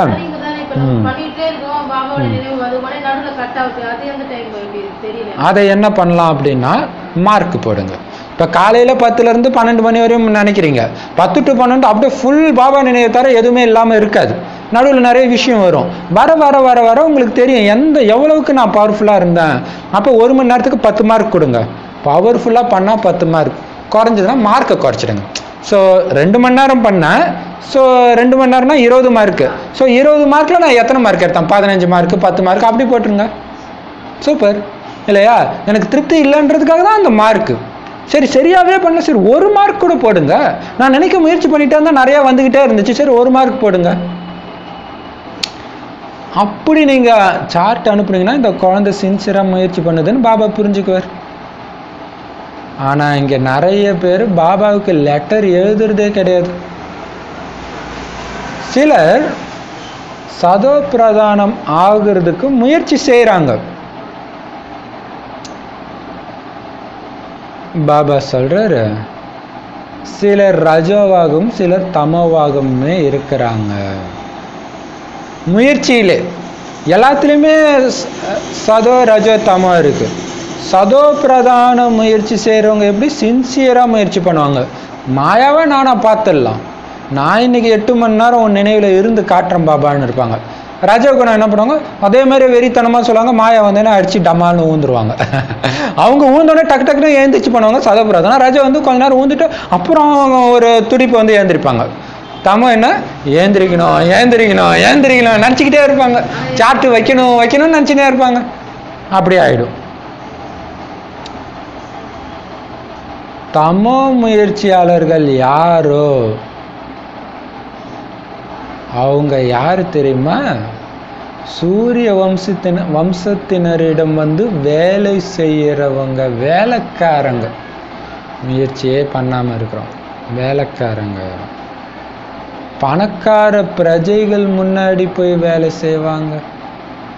அதுவும் ராஜா முன்னாடி கிடையாது, பிரஜைகள் முன்னாடி. பிரஜைக்கு வேலைக்காரங்களா ஆவாங்க. இவங்களை விட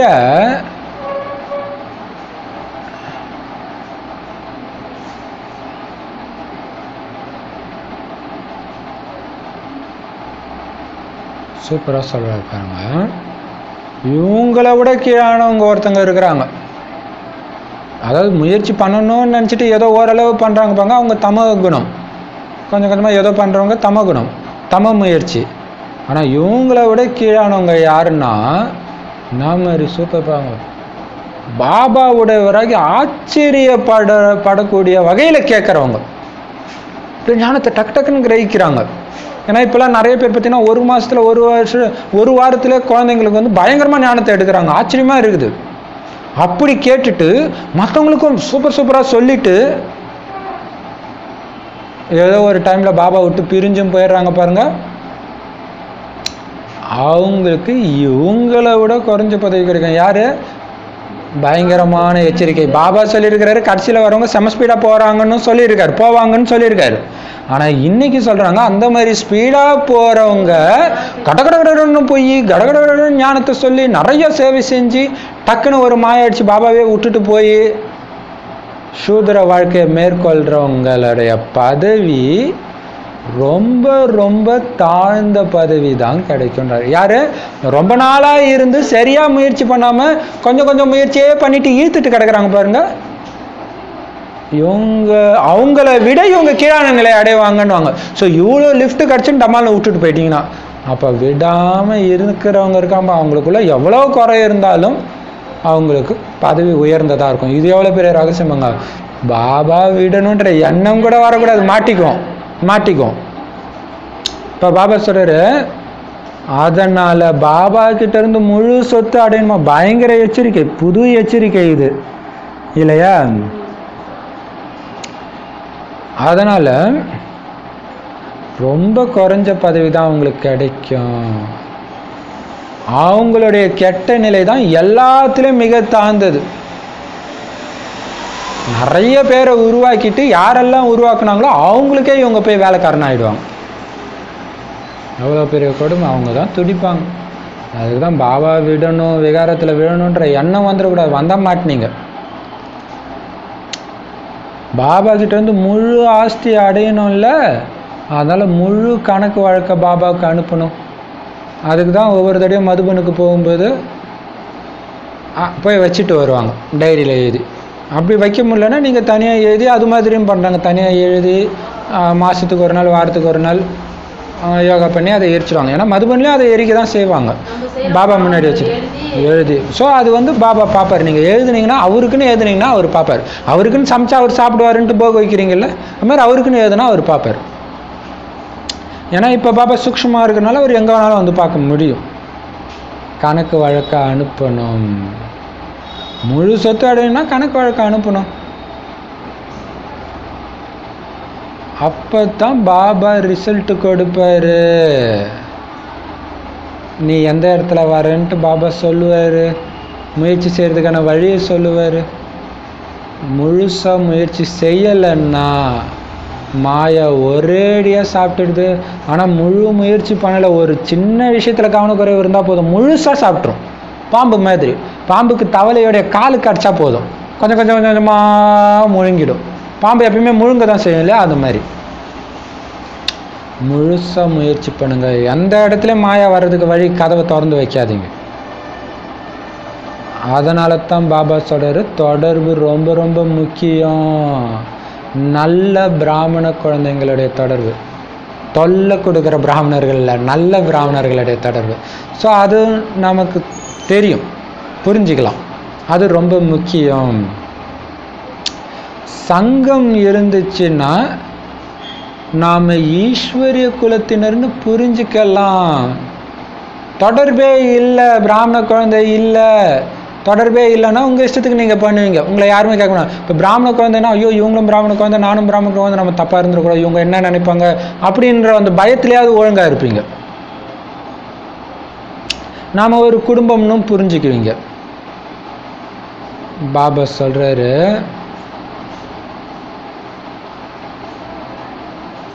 கணவன் மனைவி ஒன்றா வாழுங்க.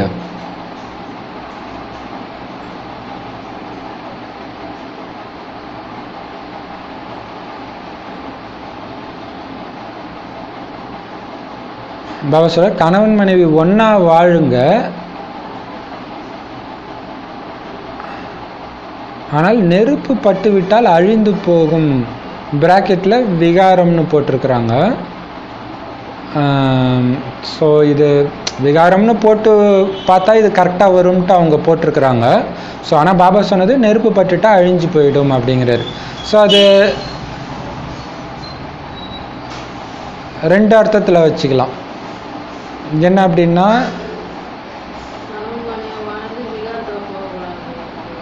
யோக அக்னி பட்டா விகாரம் அழிஞ்சு போகும்.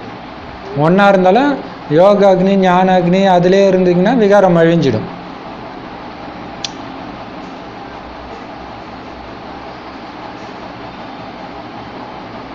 ஸோ விகாரத்தி அப்படின்னு பார்த்தா விகாரத்தி பட்டு விட்டால் அழிந்து போகுன்றாங்க. அது என்ன அர்த்தம் தெரியல. மரத்தை தான் பட்டு போகிறதுன்னுவாங்க, வீணா போகிறத. சரி, அதாவது மெயினு கணவன் மனைவி ஒன்றா வாழுங்க, ஆனால் எச்சரிக்கையாக இருக்கணும். விகாரம் அழிஞ்சு போகணும். அதுக்கு என்ன பண்ணணும்? ஈஸ்வரிய குலத்தினர் சகோதரன் சகோதரின்னு புரிஞ்சுக்கணும். புரிஞ்சுக்கிட்டு யோகா அக்னியில் இருக்கணும். ஸோ இதில் பார்த்தீங்கன்னா பாபா நினைவும் கட் ஆகாமல் பார்த்துக்கணும். இப்போ ப்ராக்டிஸ் பார்த்தீங்கன்னா 3 நெருப்பு பார்த்துக்கிட்டே இருக்கணும். 3 விளக்கு அணையாமல் பார்த்துக்கணும். ஆத்மா விளக்கு, 2 கையில் 2 விளக்கு. என்ன விளக்கு? ஒன்று பாபா விளக்கு, இன்னொன்று தூய்மைன்ற விளக்கு. இந்த 2 விளக்கும் அணையாமல் ஆத்ம விளக்கு வழியாக பார்த்துக்கிட்டே இருக்கணும். ஸோ இது ஒரு ப்ராக்டிஸ் இப்போ பண்ணிகிட்டு இருக்கிறோம். ஸோ அதில் எச்சரிக்கையாக இருக்கணும். ஸோ இந்த ப்ராக்டிஸில் 3 விளக்கு, இங்கே ஒரு விளக்கு எரியுது, கையில் பாபா விளக்கு எரியுது, இன்னொரு கையில் தூய்மைன்ற விளக்கு எரியுது. ஸோ தூய்மைன்றது பிரம்மச்சரியம் மட்டும் கிடையாது, எண்ணத்தில் கூட விகாரம் வந்துடக்கூடாது. ஸோ எண்ணத்தில் கூட விகாரம், வீண் எண்ணம், மற்றவர்களோட குறைகள் எதுவும் வராமல் பார்த்துக்கணும். ஸோ மற்றவர்களோட விசேஷ குணத்தை பார்த்துக்கிட்டே இருக்கும். அதுதான் சரி. இப்போ பாபா சொல்கிறாரு, பாபா கிட்ட நிறைய குழந்தைங்க இருக்கிறாங்க, வராங்க செத்துடுறாங்க, வராங்க செத்துடுறாங்க இல்லையா? ஏன்? மாய அடிச்சு விழுங்கிடுறோம், விகாரத்தில் விழ வச்சிடறான். அதனால் பாபா சொல்கிறாரு, ஈஸ்வரிய பிறப்பு அசுர பிறப்பை விட உயர்ந்தது. இங்கே வந்து சாவாதீங்க. அசுர பிறப்பு நீங்கள் பெரிய கோடீஸ்வரம் வீட்டில் கூட பிறந்திருக்கலாம், ஆனால் பாபா மடியில் பிறக்கிறதுக்கு கிட்ட கூட அது நெருங்க முடியாது. இங்கே வந்து செத்துறாத குழந்தை 21 ஜென்மத்துக்கு சொத்து அடையுது, ஆத்மா அழிவற்ற சொத்து. பணக்கார குடும்பத்தில் பிறந்து சேர்த்திங்கன்னா அது அப்போட காலி, அந்த உடலில் இருக்கிறதோட முடிஞ்சு போச்சு. ஆனால் இந்த சொத்து 21 பிறவிக்கு வருது. அதனால் செத்துடாத, விகாரத்தில் சிக்கிக்காதீங்க. ஒருத்தருக்கு ஒருத்தர் எச்சரிக்கை கொடுத்துக்கிட்டே இருங்க. கணவன் மனைவியும் ஒருத்தருக்கு ஒருத்தர் எச்சரிக்கை கொடுத்துக்கிட்டே இருங்க இல்லையா? கணவன் மனைவினா கூப்பிட்றதே நான் வான்னுவாங்க, இன்னும் அந்யோன்யமாக கூப்பிடுவாங்க. ஸோ அப்போ பாபா ஞானம் சொல்ல சொல்ல சகோதரன் சகோதரி நீங்கள் அப்படி கூப்பிடுவீங்களா? ஸோ அதை அப்படியே மாற்றுங்க, கொஞ்சம் கொஞ்சமாக, கொஞ்சம் மரியாதையாகவும் கூப்பிடுங்க, அப்படியே மாறிடும் எல்லாமே. ஸோ எச்சரிக்கை கொடுத்துக்கிட்டே இருங்க. தற்காலத்தில் அசுர பிறந்த நாளை கொண்டாடுறாங்க. பாபா சொல்கிறாரு, அதை தவிர்த்துட்டு பாபாவுடைய குழந்தைய என்னைக்கு ஆனீங்க அந்த ஈஸ்வரிய பிறந்த நாளை கொண்டாட ஆரம்பிங்க. அன்னைக்கு சாக்லேட் கொடுங்க, அப்போ அது ஒரு ஞாபகப்படுத்தும்ல. கடவுளுக்கு பிறந்த நாள் அது. சூப்பர் இல்லையா? அது ஞாபகம் இருக்குதா? என்னைக்கு பாபா ஞானம் கிடைச்சதுன்ட்டு, அல்லது என்னைக்கு பாபா மேலே நிச்சய புத்தி வந்துச்சுன்ட்டு? கிடைக்கிறது கூட கிடைக்கிறதுலாம் வேற, என்னைக்கு நிச்சய புத்தி வருது அதுதான் மெயின். அந்த டேட் ஞாபகம் இருக்கா? இருந்துச்சுன்னா கொண்டாடுங்க. எனக்கு அது மறக்கவே மறக்காது. ஏன்னா மம்மா டே அன்னைக்கு தான் போய் சென்டரில் போய் என்னதான் பண்ணுறாங்கன்னு பார்க்கலான்ட்டு என்ன ஒரு தாத்தா இட்டு போனார். அப்படியே பாபா குழந்தை ஆயிடுச்சு. அப்போ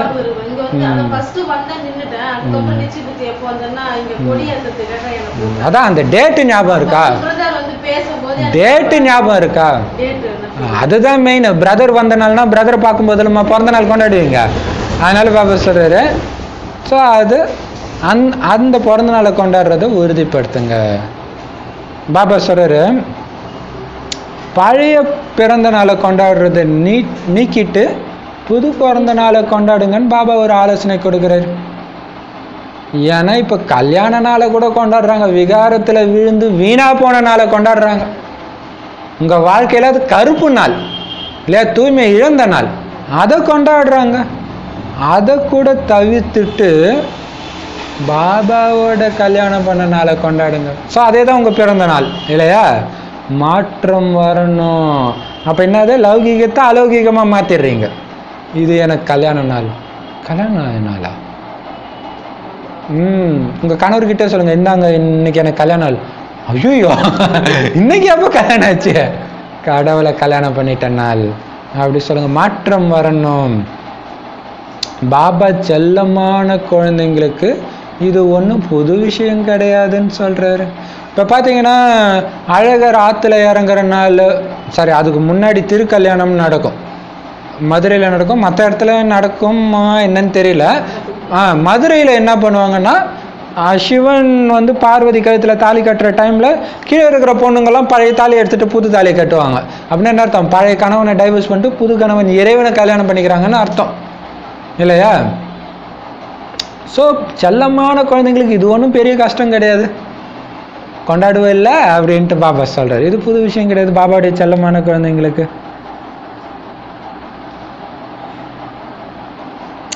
நீங்கள் பல முறை ராஜ்ய பாக்கியத்தை இழக்கிறீங்க, அடையிறீங்க. கல்பமாக பாபா கிட்ட இந்த ஒரு பிறப்பை தியாகம் செய்து 21 பிறவிகளுக்கு சுகத்தை அடைஞ்சிருக்கிறீங்கன்னா ஏன் நாம் தூய்மையாகக்கூடாது? பாபா சூப்பராக சொல்கிறதுல இது ஒன்றும் புதுசு கிடையாது. கல்பமாக ராஜ்யத்தை இழந்துட்டு மீண்டும் பாபா கிட்ட வந்து ராஜ்யத்தை அடைஞ்சிட்டு போயிருக்கிறீங்க. இந்த ஒரு பிறவியில் மட்டும் இது தியாக பிறவி. என்னுடைய இதுன்னு எதுவுமே இல்லாமல் தியாகம் பண்ணி இறைவனுடைய தொண்டனாக வாழறீங்க, குழந்தையாக இருக்கிறீங்க. ஆனால் தொண்டன் மாதிரி, வேலைக்காரன் மாதிரி. இப்போ பாபா சொல்கிறாரு, இப்போ பண்ணுற தியாகம் எதுக்கு? 21 பிறவி சுகத்தை அடைய. ஸோ இதோடைய நினைவாக தான் பெருமாள் கோயிலில் வியாழக்கிழமை அன்னைக்கு மட்டும் அவர் பிராமணனாக காட்சி கொடுப்பார், அலங்காரம் இல்லாமல். ஸோ அப்போ பிராமணனாக இருந்ததோடைய பயனாக தான் மற்ற நாள் சுகமாக இருக்கிறார் அலங்காரத்தோடு. அப்படின்னா ஏன் நாம் இந்த ஒரு பிறவி தூய்மையாக கூடாது? பாபா நான் உங்களுடைய ஸ்ரீமத் படி நடப்பேன். அப்போ கணவன் மனைவி இருந்தால் கணவன் மனைவி பேசி இதை பண்ணணும். 2 பேரும் பாபா குழந்தை இருந்தால் சொல்லணும், நான் ஏன் தூய்மையை இழக்கணும், 21 பிறவிக்கான ஆஸ்தியை ஏன் இழக்கணும், புரிய வைங்க. பாபா நாங்கள் உங்கள் வழிப்படி நடப்போம். அரை கல்பமாக அசுர வழிப்படி தானே நடந்தீங்க, அதனால் மீண்டும் அசுர வழியில் போய் என்னத்தை அடைஞ்சிங்க? ஆஸ்பத்திரி தான் அதிகமாச்சு, கோர்ட்டு தான் அதிகமாச்சு, எல்லாமே துக்கம் இல்லையா? அதனால் மீண்டும் அது வேண்டாம். ஆஸ்பத்திரி, போலீஸ் ஸ்டேஷன், கோர்ட்டு போகிற அந்த ராவணனுடைய வழி வேண்டாம். எச்சரிக்கையாக இருங்க. மிகப்பெரிய ஆஸ்தி இது.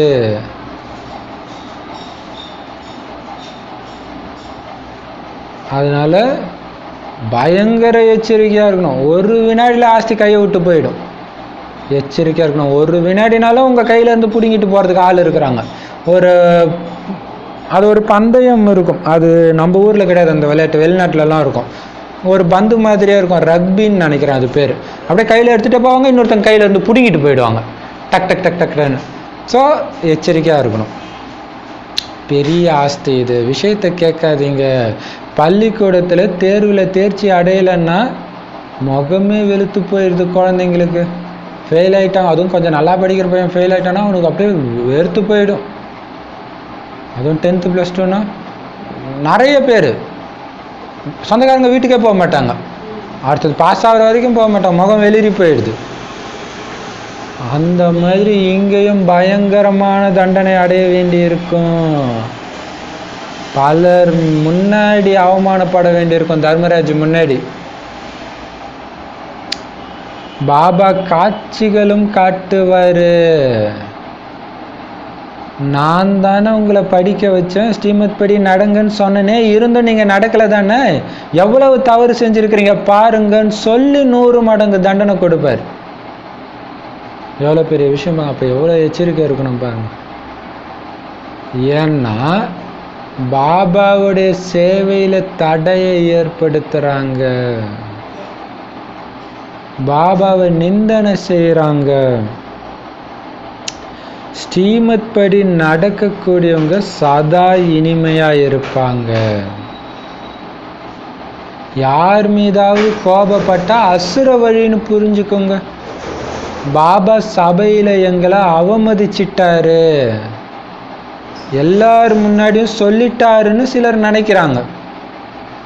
பாபா சொல்றாரு, அட எல்லையற்ற தந்தை எல்லாருடைய மரியாதையும் அதிகரிக்கிறார்.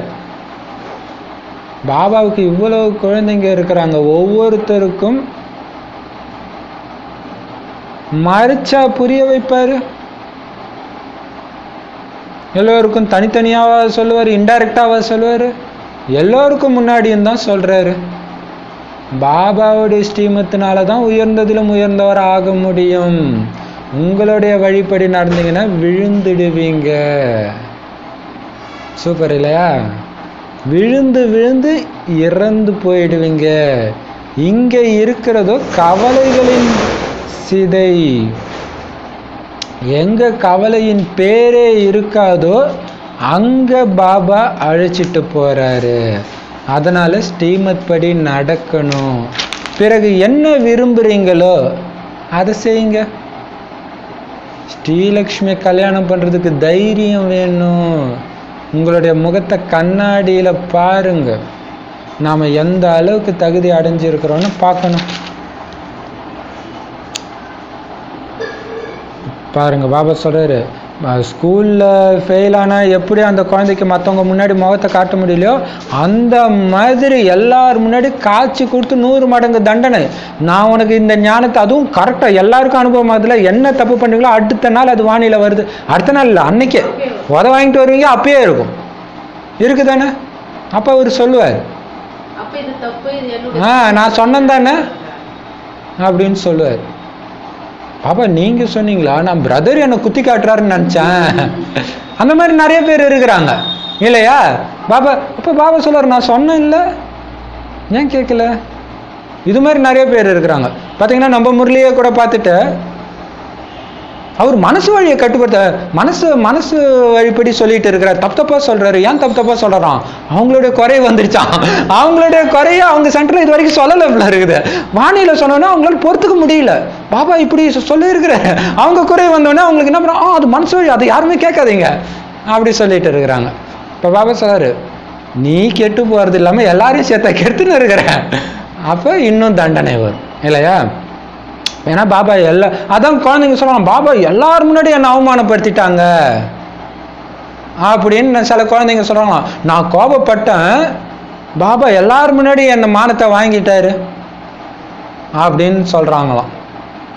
பாபா இப்படி சொல்றாரு இல்லையா, என்னை நிந்தனை செய்யுது குழந்தை, சேவைக்கு டிஸ்சர்வீஸ் பண்ணுது, கோபப்படுது, எல்லா சேவையை தடுத்துனதுக்கு என்னென்ன வேலையெல்லாம் பண்ண முடியுமோ எல்லாம் பண்ணுது அப்படின்னு பாபா சொன்னோன்னே, ஐயோ பாபா என்னை அவமானப்படுத்திட்டாருன்னு சில குழந்தைங்க சொல்றாங்களாம். பாபா சொல்றாரு, எனக்கு ஒரு குழந்தை இல்லை, 2 குழந்தை இல்லை, இத்தனை குழந்தைங்க இருக்கிறாங்க. நான் மறைச்செல்லாம் சொல்ல வேண்டிய அவசியம் கிடையாது, நான் எல்லாத்தையும் சொல்ல தான் செய்யணும். ஏன்னா உன் மரியாதையை நான் ஏத்துறதுக்கு வந்திருக்கிறேன். கலியுக மரியாதையை பார்க்காத, ஈஸ்வரிய மரியாதை தான் உனக்கு சத்தியுகத்தில் பதவி அடைய வைக்க போகுது இல்லையா? அதனால ஒவ்வொரு குழந்தைக்கும் நான் மறைச்சா புரிய வைக்க முடியும். டைரக்டா சொன்னே புரிய மாட்டேங்குது, குழந்தை மாற மாட்டேங்குது, இல்லை மறைச்சா சொல்ல முடியும். அதனால பாபா சொல்றாரு, நமக்கு கிடையாதுன்னு நேரடியாக சொல்லும்போதே நமக்கு கிடையாதுன்னு புரிஞ்சுக்கிறாங்க. சொல்லும் போதெல்லாம் பாபா அடுத்தவனுக்கு சொல்றானே புரிஞ்சுக்கிறது. எனக்கு சொல்றான்னும் போது என்ன பண்றது, பாபா சொல்ல அல்லது பாபா கிளாஸ் எடுக்கிறவங்க தப்பா சொல்றாங்கன்னு புரிஞ்சுக்கிறது. இப்ப பாபா சொல்றாரு, அதான் பாபா சொல்றாரு, இல்ல இப்படி ஓப்பனாலும் சொல்லக்கூடாது. பாபா கிட்டே ஓப்பனாலும் ஓப்பனா சொல்லக்கூடாது. அப்படியே அதே மாதிரி கிளாஸ்லயும் வந்து ஓப்பனா எடுக்கிறாரு அந்த பிரதரு, அந்த சிஸ்டர் ஓப்பனா எடுக்கிறாங்க. ஓப்பனா எடுக்கிறதா 10 வருஷம் ஆனாலும் ஞானம் புரியவே கூடாதான். 20 வருஷம் தூய்மைனா என்னன்னே தெரியாம இருந்த மாதாஜின்னு இருக்காங்க. தூய்மைன்னு தெரிஞ்சவனே விட்டுட்டு போயிட்டாங்க. ஸோ அந்த மாதிரிலாம் இப்படியே மறைச்சே சொல்லிட்டு இருந்தா இல்லையா? அதனால பாபா சொல்றாரு, பாபாவுடைய ஸ்ரீமத் மூலமா தான் உயர்ந்ததிலும் உயர்ந்தவர் ஆக முடியும்.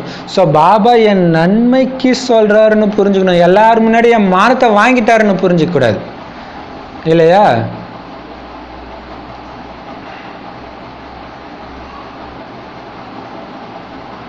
ஸோ ஆனால் குழந்தைங்க என்ன பண்றாங்க, சேவையில தடை ஏற்படுத்துறாங்க. அப்ப என்ன பண்ணிடுறாங்க,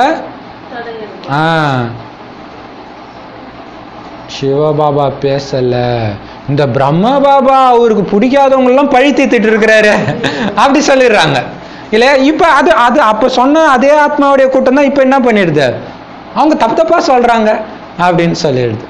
ஸோ அதே தான், அதே சமஸ்காரம் வெளிப்பட்டு இருக்குது. இப்ப பாபா சொல்றாரு,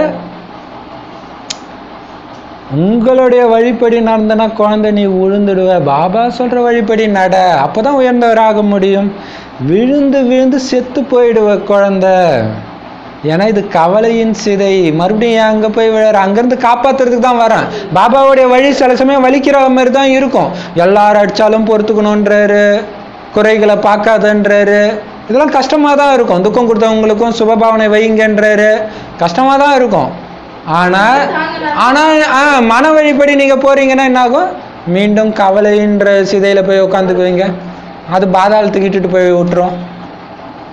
அதனால பாபா சொல்றாரு, கவலையுடைய பேரடையாளமே இல்லாத உலகத்துக்கு நான் அழைச்சிட்டு போறேன்னா நீ என் வழிப்படி தானே குழந்தை நடக்கணும். நான் சொல்றது சொல்லிட்டேன், அப்புறம் உன் இஷ்டம், நீ பண்றியா பண்ணலையா அது எனக்கு கவலை கிடையாது. உன் மேல அக்கறை இருந்துச்சு, நான் அப்பா உரிமையா சொன்னேன்,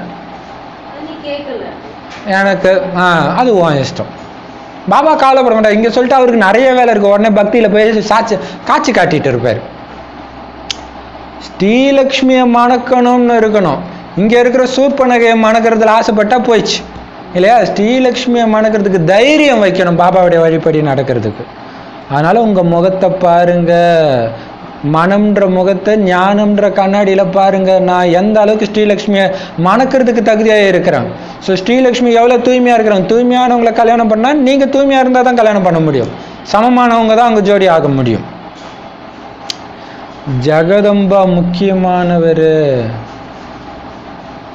16,000 மாலை 108 மாலையெல்லாம் இருக்குது இல்லையா? ருத்ர யாகத்தை படைக்கும் பொழுது லட்சக்கணக்கான சாலி கிராமங்களையும் ஒரு சிவனுடைய லிங்கத்தையும் உருவாக்குறாங்க. அதனால நிச்சயமா அவங்க எல்லாருமே உதவியாளர்கள் தானே. நீங்கள் அனைவரும் ஆன்மீக பயணிகள் இல்லையா? அது ஏதோ ஒரு பௌர்ணமி அப்ப பார்த்தீங்கன்னா அன்னாபிஷேகம் பண்ணுவாங்க சோத்துனால. அப்ப என்ன அர்த்தம், அந்த ஒரு பருக்கையும் ஒரு லிங்கம்னு அர்த்தம் இல்லையா? அப்ப அதெல்லாம் யாரு, சாலி கிராமங்கள் நாம.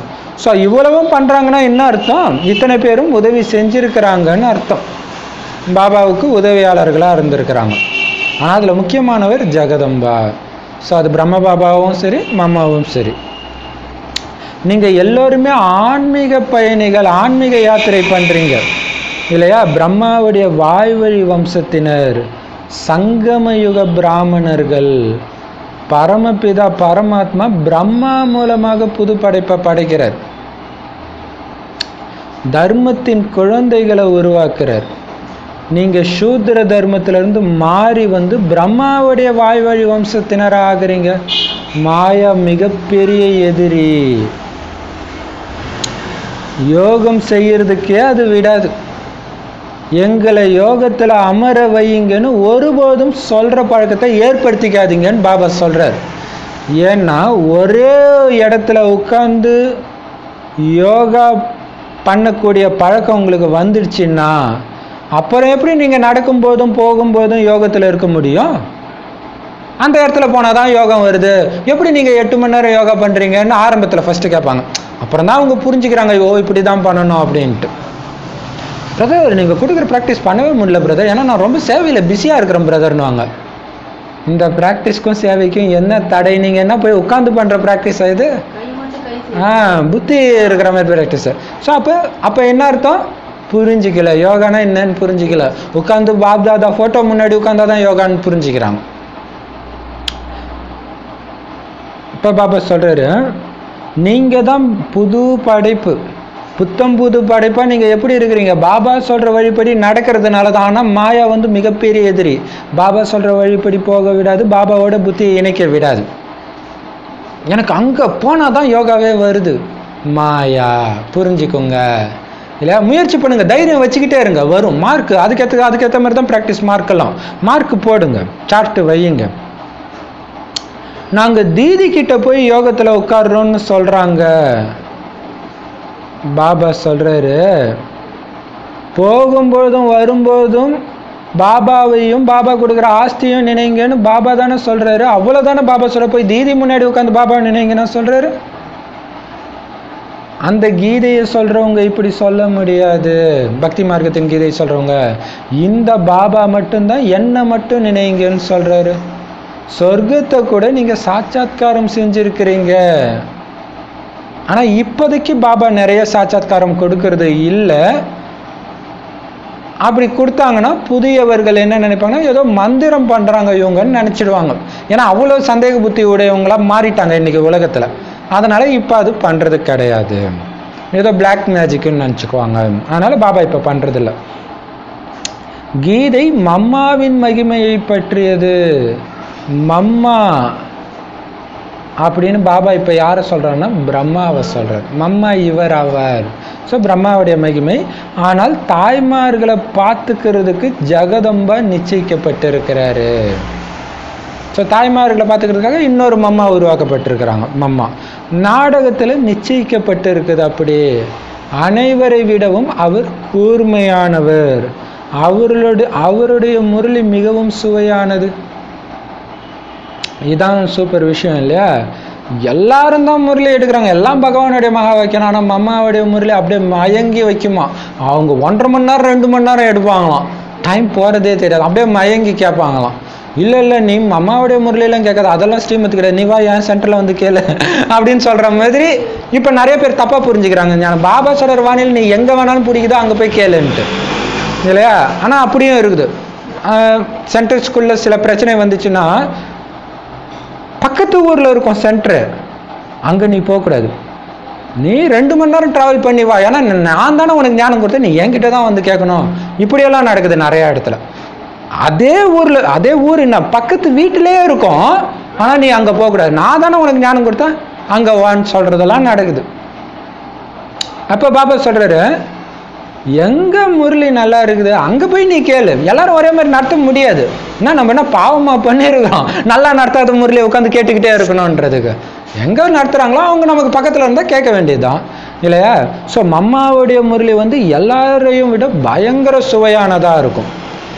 ஸ்ரீகிருஷ்ணர் இளவரசன்ல இருந்து பிச்சைக்காரனா ஆகிட்டாரு அப்படின்னு இப்போ நீங்கள் தெரிஞ்சுக்கிட்டீங்க. அந்த ஸ்ரீகிருஷ்ணர் தான் இப்போ பிரம்மாவாயிட்டார், எதுவும் இல்லாத பிரம்மாவாயிட்டார்.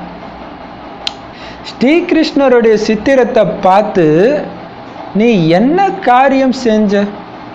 சொர்க்கத்துக்கே இளவரசன் ஆகிட்ட சொல்லு. முந்தைய பிறவியில நிச்சயமா ராஜயோகத்தை கத்திருப்பார், அதனால தான் சொர்க்கத்தின் எஜமானர் ஆயிட்டாரு. நிச்சயமாக பாபா தான் சொர்க்கத்தை படைப்பவர், அவர் தான் கற்பித்திருப்பார். நல்லது இல்லையா? அவருக்கு மட்டும், ஏன்னா இது ஒரு நாஸ்திக பாடலில் கூட வரும், கமலாசம் பாட்டில் வரும். அரசமர பிள்ளையார் ஆண்டியாக இருக்கிறாரு, ஆனால் பாருங்க கிருஷ்ணர் பாருங்க வெண்ணெயை சாப்பிட்டுட்டு இருக்கிறாரு, இவர் விளக்கெண்ணெயில் மேந்துட்டு இருக்கிறாரு, ஏன் இந்த வித்தியாசம் கடவுளுக்குள்ள அப்படின்னு வரும். ஏன் வித்தியாசம்? ஏன்னா அந்த மாதிரி கர்மத்தை அவர் செஞ்சிருக்காரு, ராஜயோகத்தை கற்றுக்கிட்டு இருக்கிறாரு அப்படின்னு. ஆனால் பிள்ளையாரே அவர் தான்றதும் தெரியல இவங்களுக்கு. நல்லது. இனிமையிலும் இனிமையான காணாமல் போய் கண்டெடுக்கப்பட்ட செல்லமான குழந்தைகளுக்கு தாயும் தந்தையும் ஆகிய பாப்தாதாவின் அன்பு நினைவுகள் மற்றும் காலை வணக்கம். ஆன்மீக குழந்தைகளுக்கு ஆன்மீக தந்தையின் நமஸ்தே. ஆன்மீக தாய் தந்தைக்கு ஆன்மீக குழந்தைகளின் அன்பு நினைவுகள் மற்றும் நமஸ்தே. தாரணைக்கான முக்கிய சாரம், பாபாவுடைய சேவையில் எந்த காரணத்தை கொண்டும் தடை ரூபமாக இருக்கக்கூடாது. அப்படி தடை ரூபமாக இருந்தால் 2 நாள் முன்னாடி வானிலை என்ன சொன்னார்? உங்களுக்கு நீங்களே தீமை பண்ணிக்கிறீங்க. பாபாவுடைய சேவைக்கு தீமை பண்ணுறதா நினைக்காதீங்க. தானாக சேவை செய்கிற குழந்தை சேவை செய்யும். நீங்கள் தடுத்தீங்கன்னா அது வேற ஒரு ரூபத்தில் பண்ணிட்டு போயிட்டே தான் இருக்கும், தடுக்கலாம் முடியாது. ஆனால் அந்த ஆத்மாவுடைய கர்ம கணக்கு முடிஞ்சிச்சு, உங்களுக்கு பாவ கணக்கு ஏறிக்கிட்டே இருக்கு. அதை கணக்கு காட்டி உங்களுக்கு தண்டனை கிடைக்கும். பாபா இன்னைக்கு சொல்கிறார் இல்லையா, போய் கடைசியில் நீங்கள் அவங்களுக்கு வேலைக்காரன் ஆவீங்க இல்லையா, பிரஜைகளுக்கும் வேலைக்காரன் ஆகிடுவீங்க அப்படின்னு சொல்கிறார். தடை ரூபமாக இருக்கக்கூடாது. ஸ்ரீமத் படி நடந்து மிக மிக இனிமையாக மாறணும். யார் மேலேயும் உங்களுக்கு கோபமே வரக்கூடாது. ஏன்னா நம்ம கோபப்பட்டுட்டோம், ஸ்ரீமத் போச்சு இல்லையா. ஐயோ அங்கே என்னமோ இனிமையாக இருக்கணும்னு சொன்னார், இங்கே பாரு நடு ரோட்டில் திட்டிகிட்டு இருக்கிறாரு அப்படின்னு சொல்லுவாங்க. ஸோ எச்சரிக்கையாக இருக்கணும், இனிமையாக மாறணும். ஏன்னா உலகமே நம்மளை பார்த்துட்டு இருக்கோம். தினம் இந்த டைமுக்கு போகிறாங்களே, அவங்க கோபப்பட்டதை பார்த்தேனேன்னு அவ்வளோ நாள் அமைதியாக பேசுனதெல்லாம் சொல்ல மாட்டாங்க, ஒரு நாள் கோபப்பட்டதை சொல்லுவாங்க. மாயா கிட்ட இருந்து தப்பிக்கணும், அதனால சங்க தோஷத்துல கவனமா இருக்கணும். கொக்கு நாரையுடைய குணம் சூத்திர குணம் இருந்துச்சுன்னா அந்த பிராமணராக இருந்தாலும் விலகி ஒதுக்கிட்டு நல்ல பிராமணர்களுடைய தொடர்பில் இருந்து ஒருத்தருக்கு ஒருத்தர் எச்சரிக்கை கொடுத்துட்டு இருக்கணும். சூத்திரர்கள் சங்கத்தில் சேரவே கூடாது. பாபாவுக்கு உண்மையிலும் உண்மையான கணக்கு கொடுக்கணும். ஈஸ்வரிய பிறந்த நாளை கொண்டாடுங்க, அசுர பிறந்த நாளை கொண்டாடுறதை நிறுத்துங்க. வரதானம், ஆசீர்வாதங்களின் ராக்கெட் மூலமாக தீவிர வேகத்தில் பறக்கக்கூடிய தடைகளில் ப்ரூஃப் ஆகுங்க, அதாவது தடையற்றவர் ஆகுங்க.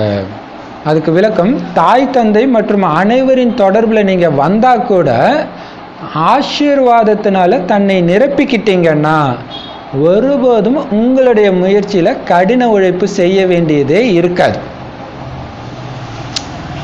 எப்படி விஞ்ஞானத்தில் எல்லாத்தையும் விட தீவிர வேகமுடையது ராக்கெட்,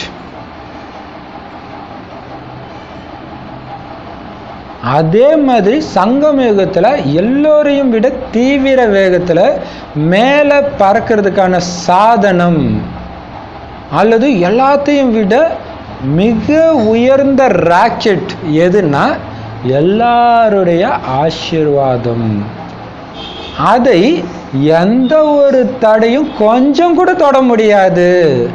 இதன் மூலம் தடைகளின் ப்ரூஃப், அதாவது தடையற்றவர் ஆகிடலாம். யுத்தம் செய்ய வேண்டியது கிடையாது. ஸ்லோகன், பரோபகாரத்தின் பாவனையினால சம்பன்னம் ஆகிறதுக்கு பேர் தான் உயர்ந்த தன்மைக்கு ஆதாரமே.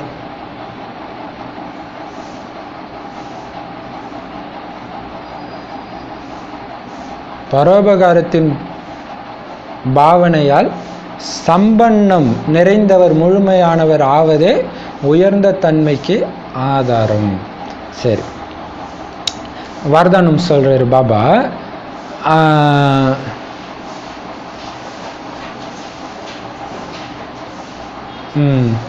நீங்க யார் தொடர்புல வந்தாலும், தாய் தந்தை, அது ஈஸ்வரிய பரிவாரமாக இருக்கட்டும் அல்லது லௌகீக தாய் தந்தையாக இருக்கட்டும் அல்லது மற்ற யார் தொடர்பில் வேணாலும் வாங்க. ஆனால் எல்லாருடைய ஆசீர்வாதத்தையும் நீங்கள் நிரப்பிக்கிட்டீங்க. அதாவது என்ன அர்த்தம்? எல்லாரையும் திருப்திப்படுத்துறீங்க. எல்லோரும் உங்கள் தொடர்பில் வரவங்க எல்லோரையும் திருப்திப்படுத்தினா எல்லாரும் ஆசீர்வாதம் பண்ணுவாங்க. அந்த ஆசீர்வாதத்தினால உங்களை நிரப்பிக்கிட்டீங்கன்னா உங்கள் முயற்சியில் கடின உழைப்பே தேவையில்லை, சகஜமாக இருக்கும். எல்லாருமே உங்களை பற்றி நல்லதே சொல்லுவாங்க, நல்லதே நினைக்கிறாங்கன்னா தடையே வராது. எப்படி விஞ்ஞானத்தில் சம வேகத்தில் போகிறது ராக்கெட்டு, ஜெட்டு, அந்த மாதிரி இந்த சங்கமயுகத்தில் சம வேகமாக பறக்கணும், ராக்கெட் மாதிரி போகணும் அப்படின்னா அந்த மாதிரி ராக்கெட் எதுனா எல்லாருடைய ஆசீர்வாதம். அப்போ எந்த ஒரு தடையும் உங்களை தொடக்கூட முடியாது, அதாவது தடையே வராது. அப்படி தடை போடணும்னு நினச்சாலே அவங்களுக்கு யோகா வராது. அப்போ அவங்களே புரிஞ்சுக்கலாம், ஐயோ நம்ம பண்ணுறது பெரிய தப்பு அப்படின்ட்டு. அப்போ தடை தொட முடியாது, உங்ககிட்ட நெருங்கவே முடியாது. அப்போ எப்படி புல்லட் ப்ரூஃப் ஜாக்கெட் போட்டுக்கிட்டாங்கன்னா குண்டு தொலைக்காது, அந்த மாதிரி ட்ரெஸ் போடுற மாதிரி இந்த ஆசீர்வாதம்ன்ற ட்ரெஸ்ஸை போட்டிங்கன்னா எந்த தடையும் உங்களை தொலைக்காது, உங்களை தடுத்து நிறுத்த முடியாது, நீங்கள் பாட்டு போயிட்டே இருப்பீங்க.